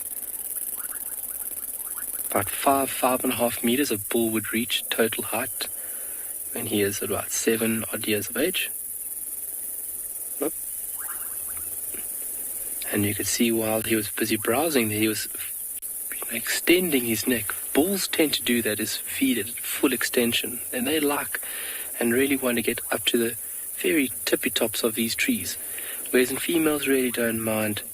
They kind of browse on a very even level, but a male, a bull, he wants to try and get right to the top of the crown of these trees. Oh, and he's getting stuck in there.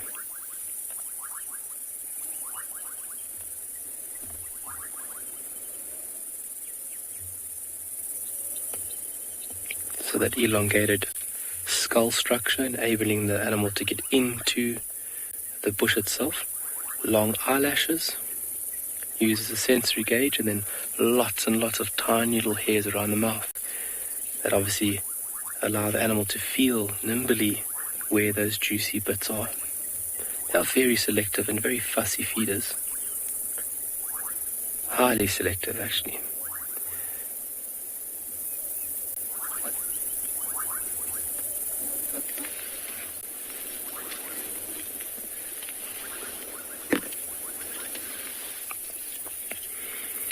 And obviously the tree does have its own defenses. But that obviously takes a little bit of time for a tree. It's not instantaneously in response to the browse or a threat. It takes a bit of time.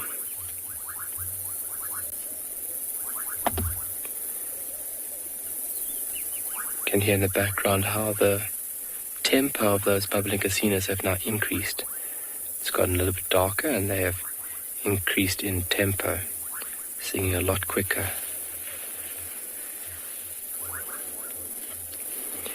Gabby, do females use their ossicones? No, not like males use them.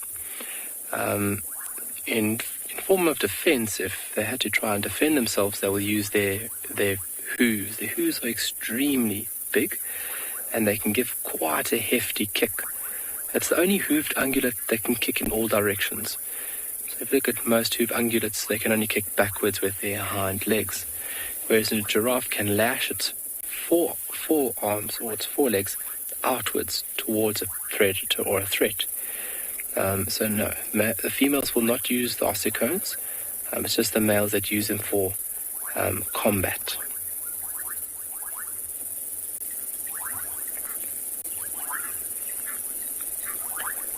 That high-pitched insect noise you guys can hear,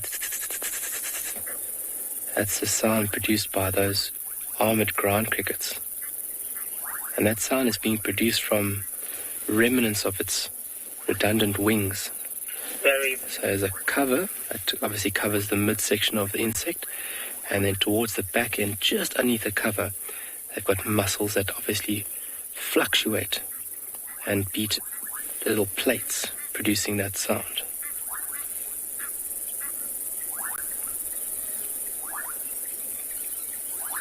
Laying in bed at night and then listening to the various insects and crickets at night is really, really nice. Gabby, at what age does a giraffe leave its mother?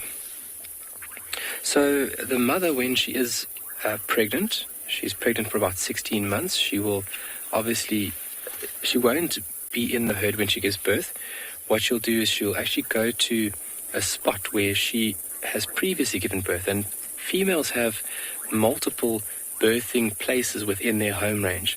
She could go to the same spot to give birth, or she could go to one of the other spots that she knows and she feels the safest.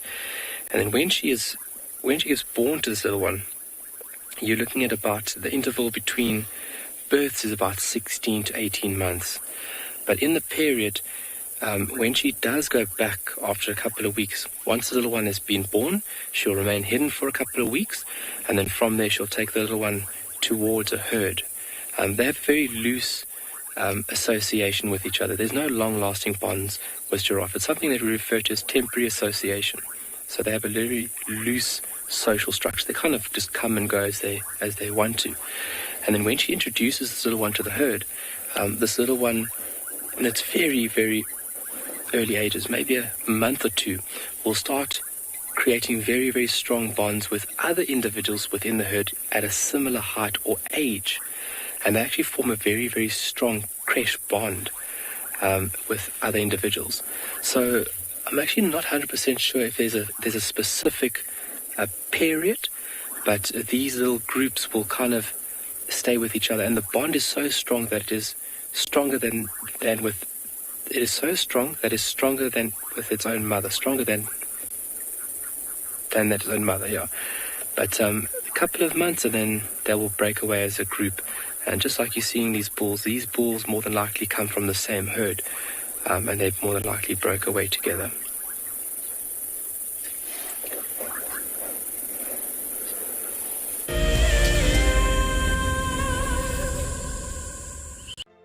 I've seen something I've never seen here before.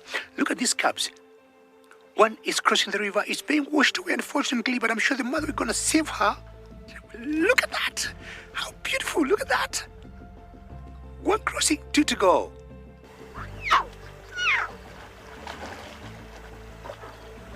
How cool is this? Expect the unexpected here on Wild Earth daily. My name is Lauren, and I'm currently working in Juvenile Private Game Reserve here in South Africa.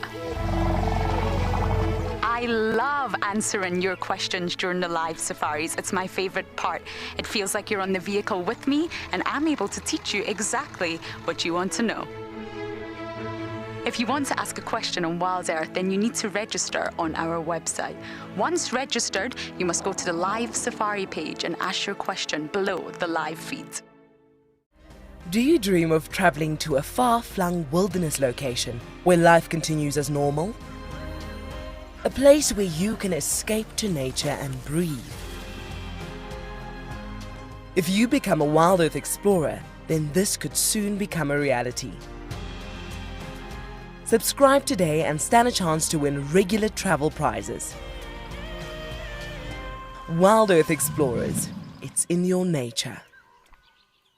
Have you been watching Wild Earth and dreamt of being right there on safari with one of the guides? Well, now you can. Wild Earth is offering you a chance to buy a ticket to dream. You or a friend can hop on board a live Wild Earth show and join our guide on safari. The ticket is redeemable at any of our locations, anytime in the future. Only a limited number of tickets are available, so don't wait. Get your ticket now and start dreaming. Terms and conditions apply. Hi, I'm Kyle, and I come to you live every day here from Tswalu, Kalahari in South Africa. My favorite bird has to be the social weaver. The enormous nest that they create, their survival tactics to inhabit these harsh and unforgiving environments, and as well as their complex social arrangements, is truly remarkable. And the interconnectedness with the ecosystem shows us that we are too. Catch up with the guides daily here on Wild Earth.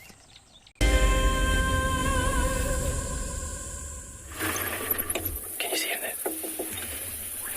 All right, sorry, my train of thought got totally disrupted there on the previous little segment we did. So within these little groupings, you'd find that males would break away from these groups at about 3 years of age, and they'd break away as a group together. Let me just reposition for us, really, so we can see him nicely. And then when they get a bit older, at about 8, then they break off and form, and they adopt a more solitary form of life. Here we go. Is that enough there, Craig? So I hope that answers your question. So about 3 years of age, they'll break away from the group, and then at 8, they go onto a solitary form of life. So you can see these individuals here are still fairly young.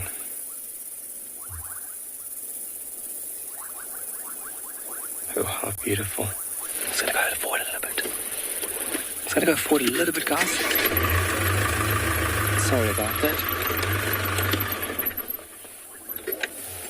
It's been absolutely incredible being on a drive with you folks this afternoon. And how beautiful to end the show like this. So be sure to join us tomorrow for our sunrise safari. Jump back on board with us and ask us more questions. For all the questions that did come through today, thank you so much for all of that.